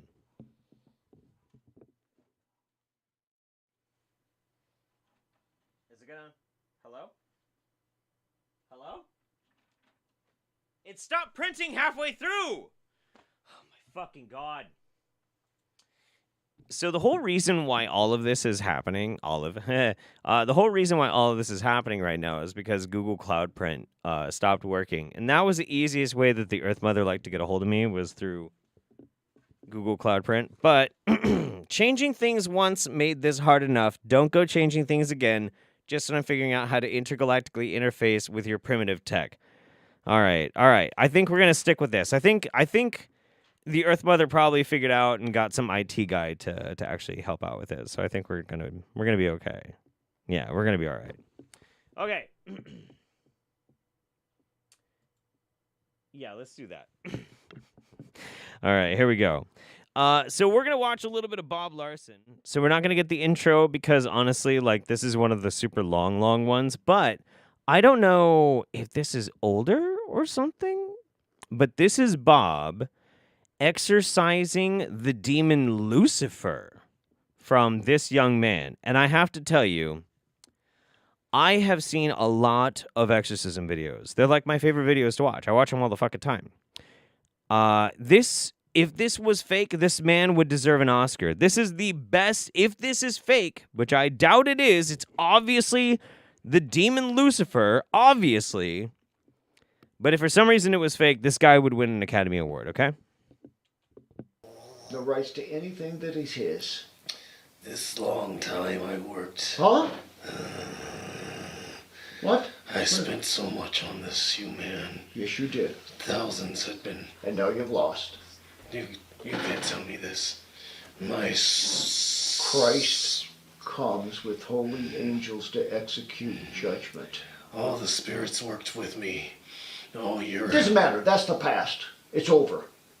Ah, well then, okay. Look at me. Say we all. Say we all. It's the most convincing thing I've ever seen in my life. Say we all. Yeah. Say we all. We all. Say it. No. We all. Say it. This. Say we all. We all. Receive. Oh, yes. Say receive judgment. Say receive judgment. This isn't. Say receive judgment. Say receive judgment. Why would I lose? Why would I? Why would I do that? Because I command you to. You should just. Because I command you to. You can. Say receive judgment. Receive judgment. Receive judgment. Say receive judgment. This is my power. Say receive judgment. I will. Say receive judgment. Yeah. Well, I'm. Say receive judgment. That I won't go, Bob. You have to go. Say receive No! judgment. Stop! What? Say receive judgment. I won't receive judgment. You will. We declare it on you. You said. I will receive judgment. I will receive judgment. And go. I will go. Say and go. And go. To. Why is he smiling? No, I can't. I have help. I have too much. Why is he smiling? Wouldn't you be smiling? Here you are, Lucifer, Prince of fucking Darkness, all right? Here you are, the first rebel against God, the Star of Morning, the first badass rebel, the first James motherfucking Dean. Your name is first among the lips of every single motherfucker that was like, you know what? Fuck that. Fuck that. You're Lucifer. And throughout all the millennia, all of the different warlords you could have possessed, all of the different serial killers you could have possessed, after all of the fucking ways in which you could have rained chaos upon the world, finally you get a guy like this? Man, I'd be happy as fuck. Jezebel needed a break too. Best wishes to them while Lucifer stands in for a bit. That's what I'm saying. Best wishes to you too, Daddy Jeff. Hope you're doing well. Man, I'm doing fucking Another great. good backdrop to doing art. All I'm saying, man, all I'm saying is Academy Award-winning performance. Incredible. Incredible. Much help. I have too much 2. help. What? Say 2. You said I go. Where did I go? Say 2. No, I didn't. I didn't say this. I didn't say any of that. You're starting to lose your mind, Lucifer. You're starting to lose track of things here. Things are falling apart. Your kingdom's disintegrating. What am I gonna do? You said I go. No, what am I gonna do? What am I gonna do? See. What am I gonna do? You're gonna I'm gonna go to Disneyland. This is not acceptable, Paul. I can't let this. This was not going to go well. This wasn't going well. It wasn't going well. This wasn't going to From the go minute he well. got on the plane to I come here, it can't wasn't spare going any well. expense to keep this man. I'll tell you this right now. I can't afford for what this means in my body. See, at least, here's the thing, too. At least Lucifer has manners, right? Like, he's not just talking like some jackass. Like, he's not being like Jezebel or Beelzebub or any of those other fucking stupid-ass goddamn demons who are all like... He's like, I'm sorry, Bob Larson, but actually I cannot spare the expense of having to leave this man's body. I pardon, but I absolutely just cannot seem to afford it. Perhaps catch me on Tuesday. Thank you very much. Say we go, say now. What did you say to me? I won't go. You said we go. I did say You did say we go. I say did say now. Say now. No. Say now. No. Say now. Help. Say now. Say now. Now. 2. Say it. Say 2. Say it. Say 2. Say it. What are you saying to me? Say 2. No. This is mine. You said I go now. Say 2. Say 2. This wasn't me. Say 2. This is you, Lucifer. Say 2. Say 2. I gotta get out of here. Say 2. Whoa. Say 2. No. Say 2. This is my name. Say 2. Ow. Say 2. Fire. Say 2. Fire. Yeah, a lot of fire. There's a weight. See, you can tell that the demon is actually in pain because he looks mildly inconvenienced. That's the difference. See, demons are totally different from regular people. Most people don't know this, but I'm going to tell you. I'm going to tell you right now because you know what? There's no secrets between you and me. Demons are kind of the opposite of people. If a demon acts like it's agonizing and in pain and it's having a really hard fucking time, it's nothing. It can walk it off. But if a demon, for some reason, looks like this motherfucker, and he looks like he's mildly inconvenienced, that's the worst feeling that a demon can have. Bob Larson has just opened up a nuclear fucking bomb on this goddamn Lucifer. Holy shit. I'm getting really excited. Say 2. Did you? Say 2. Say 2. Everyone, help me, help me, everyone. Nobody's going to help you. Help me, everyone. Help me, Cut you off from all the help me, demons. help Cut you off from all the demons helping you. They're not going to help you. Say 2. Say 2. Cast lightning bolt Say on the 2. darkness. No, don't. No? Help me. Say the. You said 2. Say the. This was not going away from him. Say the. No, it's me. You said we go now to. Say the. How many? Say the. How many? Say the. Say the word the. This was the spirit. You said we go now to. The. Pit. Say pit. Say pit. Say pit. The pit. I'm sorry, guys. Like, I know, we have a lot more Wingnuts that we have to watch and everything, but I am just so fucking fascinated with exorcism videos. They're so fascinating. They're so crazy. They're so wild. Like, so, okay. Depending on who you're looking at, Like Bob Larson, Bob Citronelli, other people. Like there's a bunch of other ones that I've watched before too. Bob Citronelli in specific, I know before COVID, because you could tell, the people that were coming in possessed were homeless people, and he was bribing them probably with food in order to act possessed so that he could sell that he was a miracle worker and a fighter against the demons. Bob, I don't know, man. Maybe like this kid gets class credits for his drama class in community college for this. I don't know. But you know what? I love it. I love it so much. I love it. It's fucking fantastic. All right, let's move on. I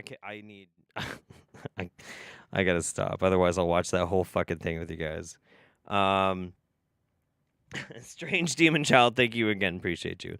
Ian the Squire, really digging the cyberpunk look daddy job. Well, thank you. Amy Easton, why does Lucifer sound like he's about to ask for the manager? Lol, I love it. I know. Dude, listen. Lucifer wasn't just the first rebel. He wasn't just the first among the fallen. He was also the first Karen.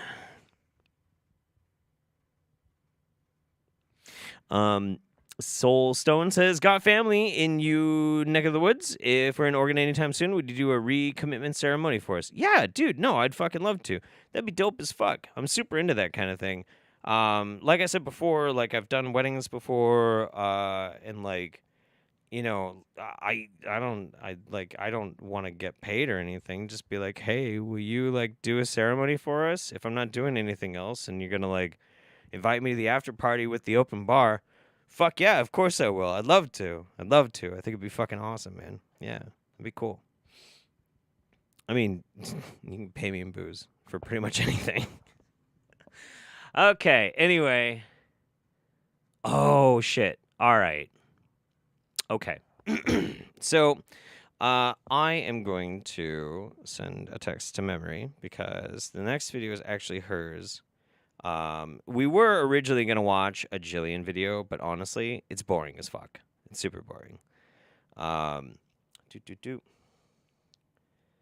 But I'll tell you basically what it is.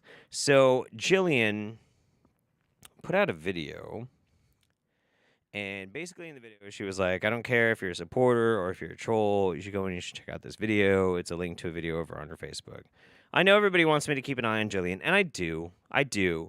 But a lot of it is just nonsense. It's just mushmouth. And this one in specific is basically her new iteration of belief, which is effectively antibodies are in control of everything. Good antibodies versus bad antibodies, and that's just how everything fucking works. You got an eyebrow hair that was...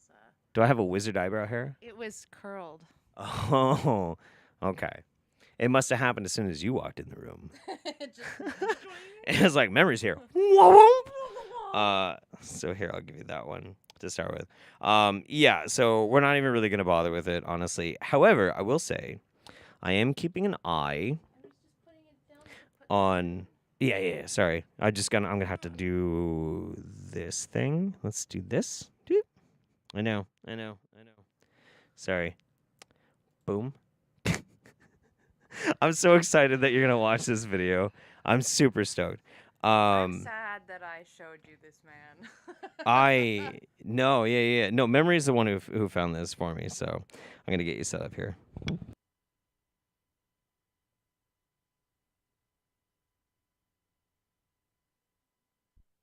Quiet! Cobra Kai never dies! Quiet! Yeah, I thought it was really funny that somebody was like, do you watch Cobra Kai? Because your hawk is reminding me of that. I'm like, I don't know what the fuck that is. All right. Okay, so I'm going to leave you guys in the care of Memory for a minute. That one, we'll switch over to the proper scene. Okay. And you just... Yes. Yeah, then you just space bar. Cool. Hey. Gay! Thank you. Thank you. You're welcome. Go pee. I will. Also, your tag is sticking up in the back. Here, check. Yeah. Make sure you got it. I will. I got it. I know what to do. I gotta flirt with the chat. It's tradition. Hi, chat. How's it going? I love you guys. Yeah? You excited?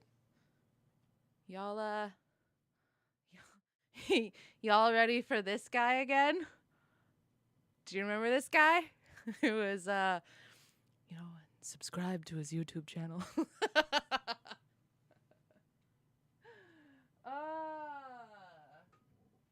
What are y'all drinking? Right now, I'm drinking bourbon and chai, like chai tea latte with bourbon in it. And it's pretty fucking choice.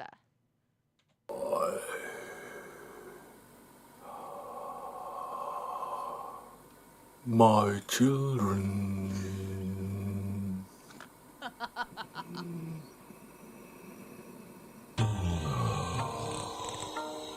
Welcome. Sending love to you both.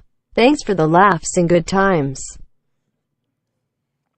Thank you for joining us for the laughs and good times. This session of love. We are infinity. We are one. I am the original thought which you all stem from. He's the original thought? I mean, I guess that makes sense. He is on YouTube, right?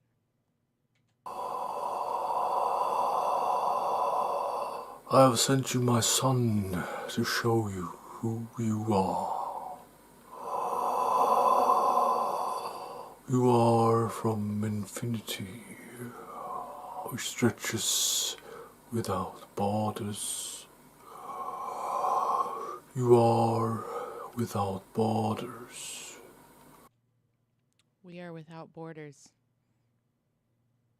Is it just me? Or does this guy kind of sound like he's slowly jerking it? Because that's kind of the vibe I'm getting. Y'all are saying low volume? Shit, which one is the volume for it? Is it sub 1 or sub 3? I'm not gonna fuck with Jeff's soundboard because I have not played with it enough to know which one I need to do. So y'all are just gonna have to deal with it being a little quiet, okay? But just know he's being really creepy, in my opinion. Yeah, he does kind of sound like Darth Vader jerking it. But you have limited yourself. You have become human. To see yourself. MEMS. Hello from the coast. Hope you are all doing good. You should definitely finish your reading of Jeff's book. Yes, I will. I did that one chapter a while ago, and I keep meaning to do it. Jeff and I are actually in the process of reading it together, so I think I'm going to wait until we finish his first book, and then I'll come in and I'll, like, record me doing the reading of the second chapter. Maybe that'll get some more people interested in it. But yeah. Hi, Brandon. Nice to see you. In a microscopic way, through a lens, a situation which we all can benefit from, to add to the pool of creation. Yo, imagine you're at the bar, and this guy walks up to you and starts hitting on you like this. Hello. Can I? Hello. I would like to buy you a drink. Yes, I am God the Creator. That'd be fucking awesome, man. I'd let him eat my pussy. No! What?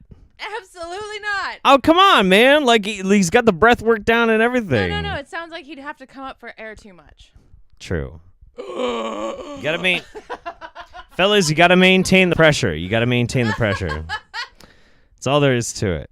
It's a degree of pressure and finding that button, then just hit that button over and over and over again until... What? Now I'm thinking about that guy going down on someone, and I'm really uncomfortable. You thinking about that dude going down on somebody? Well, stop. I'm really uncomfortable. Oh, wow. I think I'm peeking. Sorry. Yeah. All right. Let's watch a little bit more. Just a little bit more. We are ever expanding. Yes, we're responding. motion. Want to rub his head. Expansion. Am I doing it? To infinity. Yeah. I'm petting God, dude. I'm petting God. Whatever. It's fine. You are not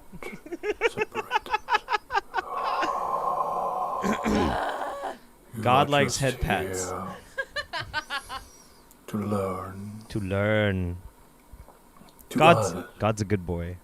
To everything that is. To everything daddies? Two daddies.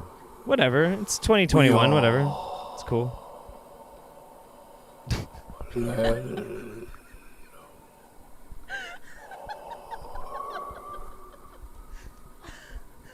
You are all me. Nothing. What did I do? No, nothing. You just. And you are all that just super cute. Oh, this dude is really So you creeping say, me out. why are you here? Why are we here? Why are we here? I don't know. Why shouldn't you be here? We're here Why because shouldn't Jeff you had to go pee. exist? Yeah. That's why. If you Yeah. are a part of me. And you are because Io voglio you stoppo. are needed to be. Io voglio stoppo. Alto, alto, alto. Everything All that right. you experience Wait. Hang on. He had a good point. has already been contracted and set in motion from the other dimensions, the other frequencies. Okay, fuck him. I don't want to fuck him. No. Uncomfortable. Yeah. That was a little weird. Well, cool. Thank you for giving me a pee break. I love you, Chad.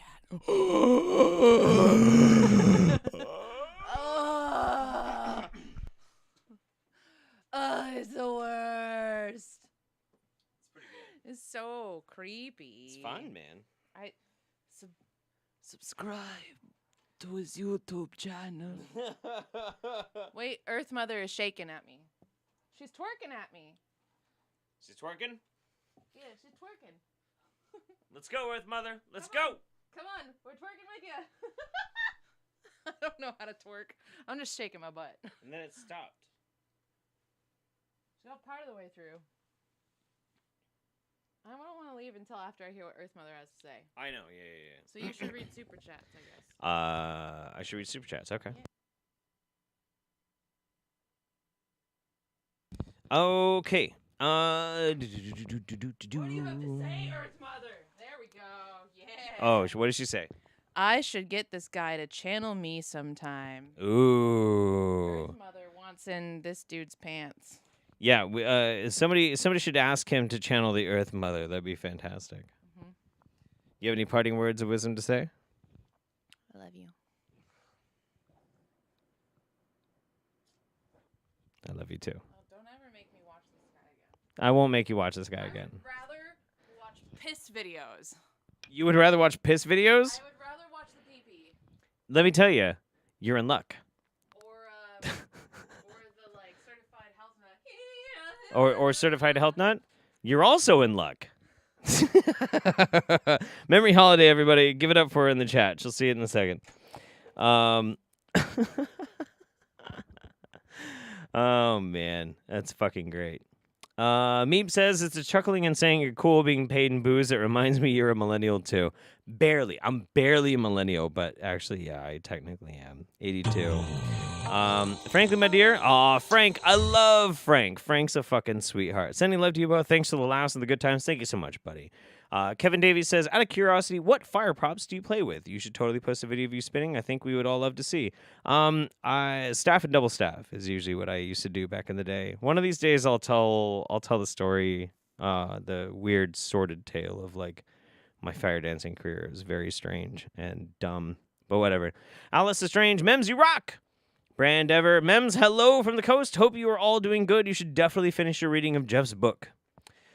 Which is really funny because for some reason, I don't know why, that message in specific, while I was coming back in from peeing, was reading over our Echo device. I don't know why. Ian the Squire says, "Hey, Mems, always good to see you. Are you still in the process of making more Nomad memoirs?" I think like with a lot of things that we got going on, everything's just kind of like in a hiatus right now. But I know that Mems has tons of stories left to tell. I just don't know necessarily which way that she wants to tell them. So we'll see. Time will tell. These days, we're just like, I don't know, man. What we've been doing lately, we've been fixing up the backyard. We built like this awesome fucking awning. We built like tables and shit. We've just been like crafting, and it's been really cool. It's been super, super cool. I love it. It's been wonderful. All right. We're at 5:50, huh? Okay. Let me get rid of some of these tabs. 'Cause like when the roundup happens, I end up I closed the Elizabeth April one. I kind of wanted to maybe go back to that one. It's okay. All right. If I need to, I will I'll just open it back up again. I know where we were last time. Earth Mother says it would be easier than this printer. Oh, being channeled by that guy. I agree. It would. And we have plenty of like fucking ridiculousness left to go. So, all right, here we go. Hour 3. Almost. So, as I was saying earlier, there's that thing where people believe that they are more interesting than they actually are. I said it first to Steve Pennington, and I mean it for Revolutions for Tomorrow. So the channel that this dude was posting on, that we've watched a few episodes now, or videos on the Roundup, he put a video out and he's like, I'm not going to be posting anymore on this channel. I'm going to be posting on some of my other channels. I'm like, wait, other channels? He's like, yeah, I have many channels that if you search for Revolutions for Tomorrow, you'll find my other channels. And so I looked.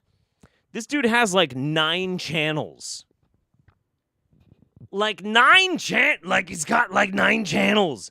And so I was looking, and sure enough, this dude, I guess what he does is all day does nothing but make these weird, fucked up videos.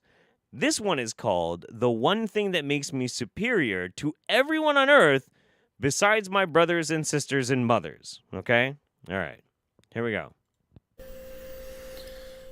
I just made 2 videos speaking about how I'm superior to people that don't have the same quality or qualities as I do, and I purposefully worded it and even recorded those videos in order to get a reaction out of people. Seriously, I did it as a sort of jest. It was fun to make the video, and it's going to be even more fun to see how people try. Haha, you thought that I was being an asshole, but it was all for a joke. Except to react, not realizing that what I said is true. I am superior to almost everyone else on Earth. But in actuality, yeah, no, for real though, if we're talking real here, I'm superior to everyone else on Earth. Okay. Actually, everyone on Earth, besides those who are like me, we're all equal. But everyone else is beneath us. Let me prove it. When I say like me, you should prove it in the ring against a member of Cobra Kai. Have you been trained by Sensei Johnny Lawrence? I don't think so. Fuck you.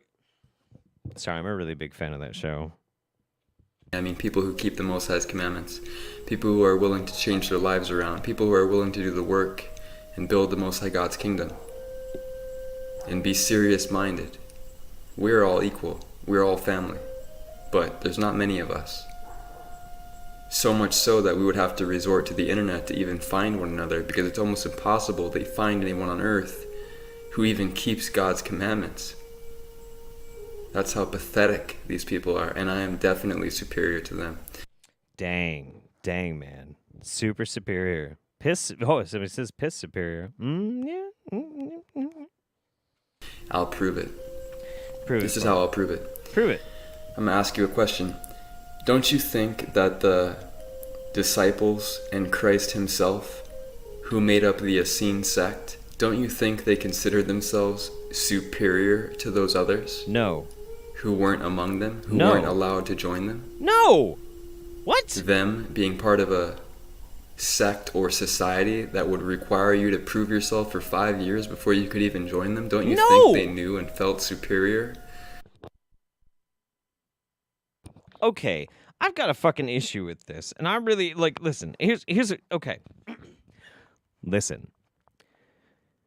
Over the years, I was raised Lutheran. And I was put through the rigmarole and the usual tripe and bullshit that you have to go through to be an actual Lutheran. I had to go through my catechism. I didn't finish it because I thought it was bullshit. One of the things that I learned after having to be, inadvertently and against my fucking will, a bit of a religious scholar is I started to understand the basic tenets and basic philosophy of Christ. That, largely, does not translate well to how people tend to perceive Christ today. Christ at the time when he was out and about doing his proselytizing and his prophecy and his preaching, and if you believe it, doing his miracles and his healing, etc., etc. Christ was a fucking homeless bum. True, he was trained as a carpenter, but he ultimately went off to have his wild fucking adventures, living ultimately in poverty, being followed after by a bunch of other fucking bums just wandering the fucking earth and preaching very specifically that the meek shall inherit the earth.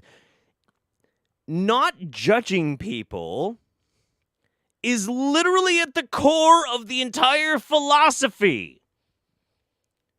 The very strictures and structures of Christianity that this fucking weirdo hates so much are the ones that instilled this sense of overriding superiority. But for some fucking reason, he's like, yeah, I'm sitting here in this bungalow all by myself making YouTube videos all day with the Hebrew word for God tattooed on my forehead, and I'm super superior.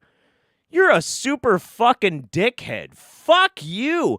Like, I have no problem with religion as long as people adhere themselves to trying to be a good fucking person. That's fine. That's cool. Be Christian. Be Muslim. Be fucking Hindu. Be whatever the fuck you want. I don't give a shit. As long as you're a good person, who gives a fuck? Who gives a shit? I don't fucking care. But the moment that you start utilizing and weaponizing your own fucking religion to try and otherwise cast out or try and tear down other fucking people as being inferior to you, you're a fucking prick. What an asshole. What a fucking jackass. Dude, fuck you. To people who are not within their organization, because it's human nature to seek to excel and become better. It's only a question of what you are personally seeking to excel in. And that's why I made those videos, because I just so happen to have made the correct choice. I have sought and seeked after excelling in those things which actually matter. And it just so happens that the Most High God sanctions my statement that I am superior. Man, you don't even know what the fuck you're talking about. The overriding sense of self-importance, overwhelming fucking amounts of narcissism. Man, fuck you, dude. Fuck you. I'm seeing some comments in the fucking chat, like, you know, even if you're Jewish, like, Jesus was cool. Jesus was way cool. That's a very good song by King Missile, and your homework assignment, everybody, is to go and load up your Spotify or your YouTube Music or your Apple Music and listen to the song Jesus Was Way Cool by King Missile. It's fantastic. It's a very good song. You'll love it, and you'll have a little piece of me while you listen to it. Nah, dude, fuck this guy. What? How are you so fucking special? What, you sit in your little fucking apartment all by yourself because nobody wants to come and hang out with you and you make YouTube videos all fucking day? Wow, man, I'm impressed. You're so fucking superior. Fuck my nuts. Holy fucking dog shit and fuck me dead. Wow. I have never been more impressed by a specimen of humanity than you. Fuck. Anyway, this guy's getting me fucking triggered. Like literally triggered. Literally getting pissed off. I hate this guy. Fucking weirdo. He's good for content though. It's good for content. I'll give him that. BT Toast, hey, my churrasco just got here. I don't think you can get better than this. Wingnuts and chimichurri. Ooh. That's another thing I've been doing over the past month, actually, is when I stopped using Twitter. Totally done with Twitter. I'm not fucking going back. I don't care. When I wake up in the morning, usually I would just jump on social media. Instead, I do this. This is what I do. I walk out in the living room, and I'm like, that's dirty. I'm going to go clean that. And then I go clean it. And then when I go out and I go just kind of chill out in the backyard, I load up Duolingo, and I'm learning Espanol. That's right. Learn some fucking languages, man. Do something different. Change up the whole fucking nature of what you're doing in life. Something different. Something different. Anyway, speaking of superhumans, I found this fascinating podcast with a man by the name of James Rink. So this podcast is Journey to the Truth. We're not going to watch a whole lot of it, but I want you to be introduced to Mr. James Rink. Here we go. So I spent these 75 years for working on as a super soldier on Mars. I was also at LOC, which is Lunar Operations Command. I worked, well, I say I worked. I guess you could say I worked. I mean, I was at Montauk. I mean, I hate to say, I wouldn't really call it working there. It's more like forced servitude, but I was there for about 40 years. I spent 7 years in a. You don't look like you're 40 years old at all. Chat, does this guy look like he's 40 years old? And if you're working at Montauk, I mean, what, like maybe 14 if you got in like an internship or something like that? You'd have to be like 55 years old or something. Monarch Orphanage, amongst other places. There's other also clone bodies and alternate realities that I was, well, I say alternate, more like not time freezing. Different timelines? No, pocket realities. It's a reality just outside of our time, like for Black Shield in Antarctica, the Leaksedaden. So I don't know how many years I was there, but I mean, they make so many clone bodies. I was also part of the Hulk program under Umbrella Corporation. You were part of the Hulk program under Umbrella Corporation. You were in Antarctica under the Black Shield, and you don't know how many years you were there, and then you were in the Hulk program under the Umbrella Corporation. Okay. And so I think we can probably just start with that. And there was a few others, but yeah, we could, like the ones with the Abatava and all that. But we'll go into that in the Dolphin secret. Well, it's not a secret, the Dolphin hybrid program. But okay, so just tell me where you want me to begin on all this. Yeah, so that's a lot to unpack, especially for somebody who might be new to this. But so what first? That is a lot to unpack, isn't it? That's a lot to unpack. Well, let me see. You have a bunch of clone bodies. They've had a lot of different experiences through different multiple realities. You're part of the Hulk program. You were with the Resident Evil company. It's a lot to unpack, buddy. Strikes me is the 330 years. So I understand there is 20 in back, but are there programs that go much longer that have yet to be disclosed, or what's the deal with that? Yeah, well, as far as at least in my particular experience, I turned it down. Once they're done using you, they can re-age you and send you back again. Those who have certain type of DNA genetics are able to be re-aged a little bit more than other people. So yeah, if they want to get their hands on you and you're capable of not going crazy in the process, they'll keep using you as much as they can. So yeah, I guess my shelf life, I suppose, is still still usable at the moment. But I do believe I'm still. This dude works at Starbucks. I'm calling it now. He works at fucking Starbucks. That's all there is to it. Come on. still active. I'm still over at Umbrella. I also have a 8-foot tall cyborg that works for Kruger on Mars. And I would. Whoa. Chairview, is that real? Is that real? James Rink's channel is called Super Soldier Talk? Shut up. Are you serious? Dude, I should interview him. I'm a super soldier. Oh, that's fucking rad. That's super hilarious. Not be surprised if I'm still down at working for Black Shield. The leaks it out in, but So you think some of this is happening simultaneously?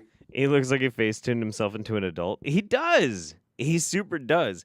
He looks like smooth Zuckerberg, doesn't he? Hang on.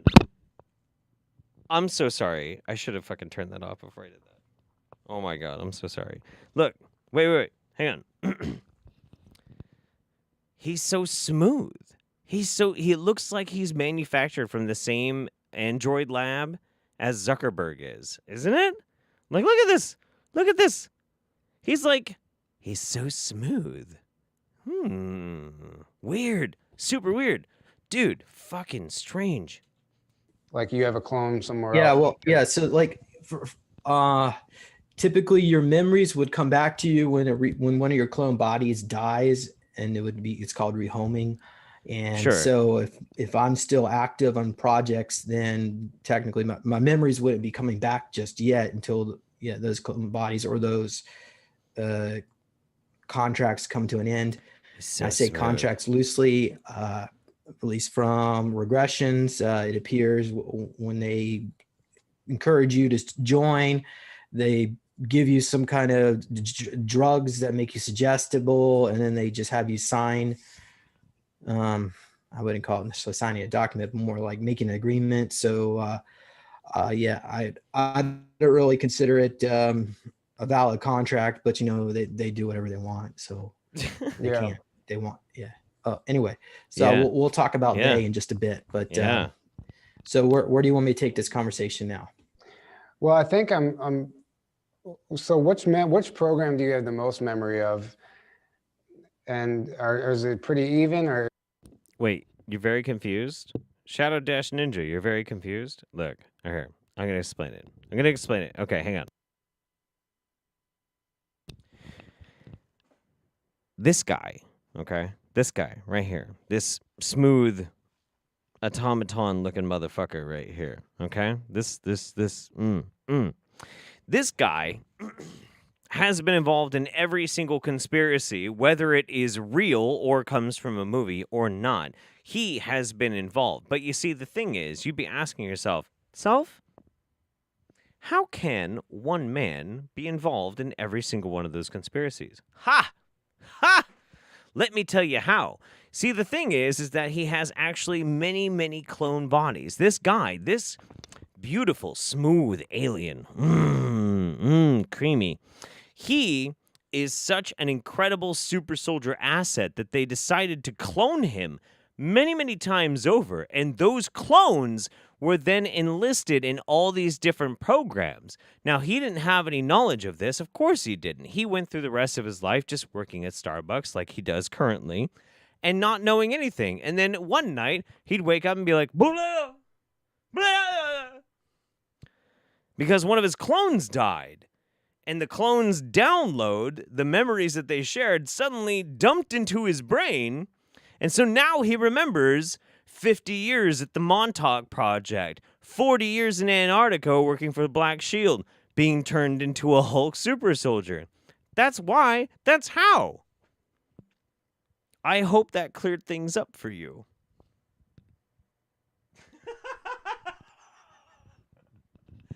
Okay, we're done. All right.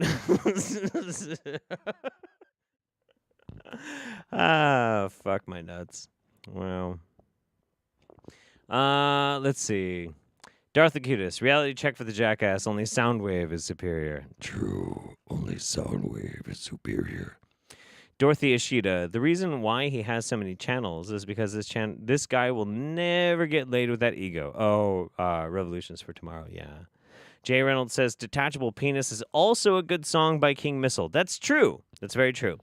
After you're done listening to Jesus Was Way Cool by King Missile, please listen to the song Detachable Penis. It's a very good song. Super, super good song.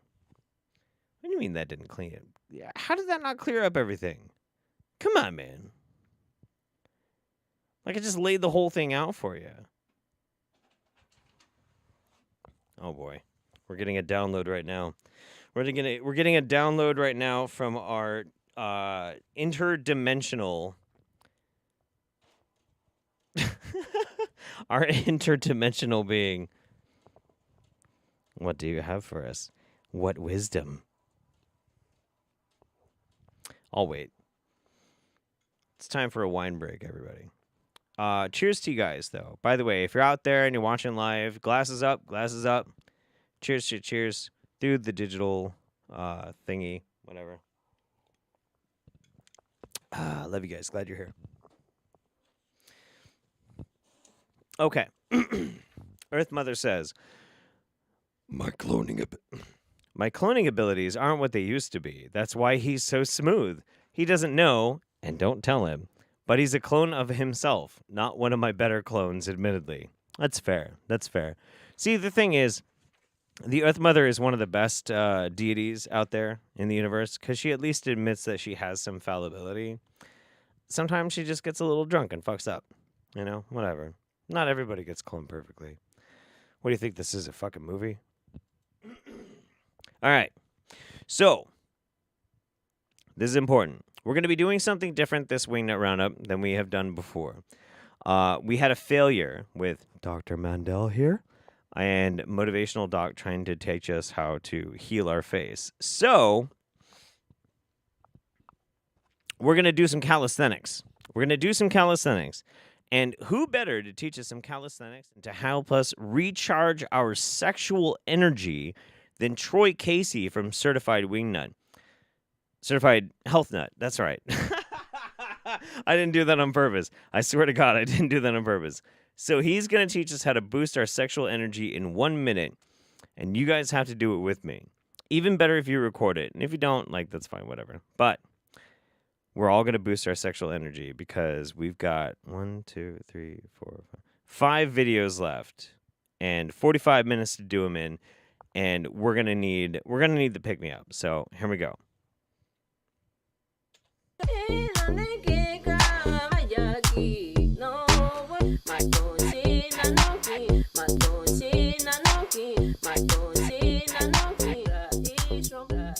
You got to do it with me. I'm sorry. Casey Certified Health Nut. In this 1 minute qigong move here, we're going to work on our groin, just rocking back and forth, side to side. Getting rhythm into the body, tongue on the roof of the mouth, breathing in through the nose and out through the nose. You're going side to side. You're working on the inside of your legs, in your groin. It also goes into the hips. You can throw some movement in with the arms. You can do a cross the midline punch.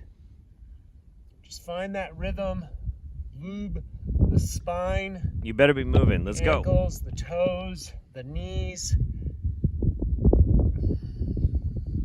Get some rhythm and flow into your body.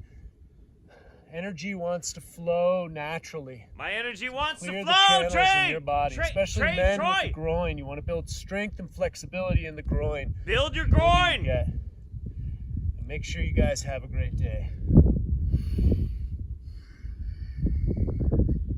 Build your groin, everybody. Build your groin.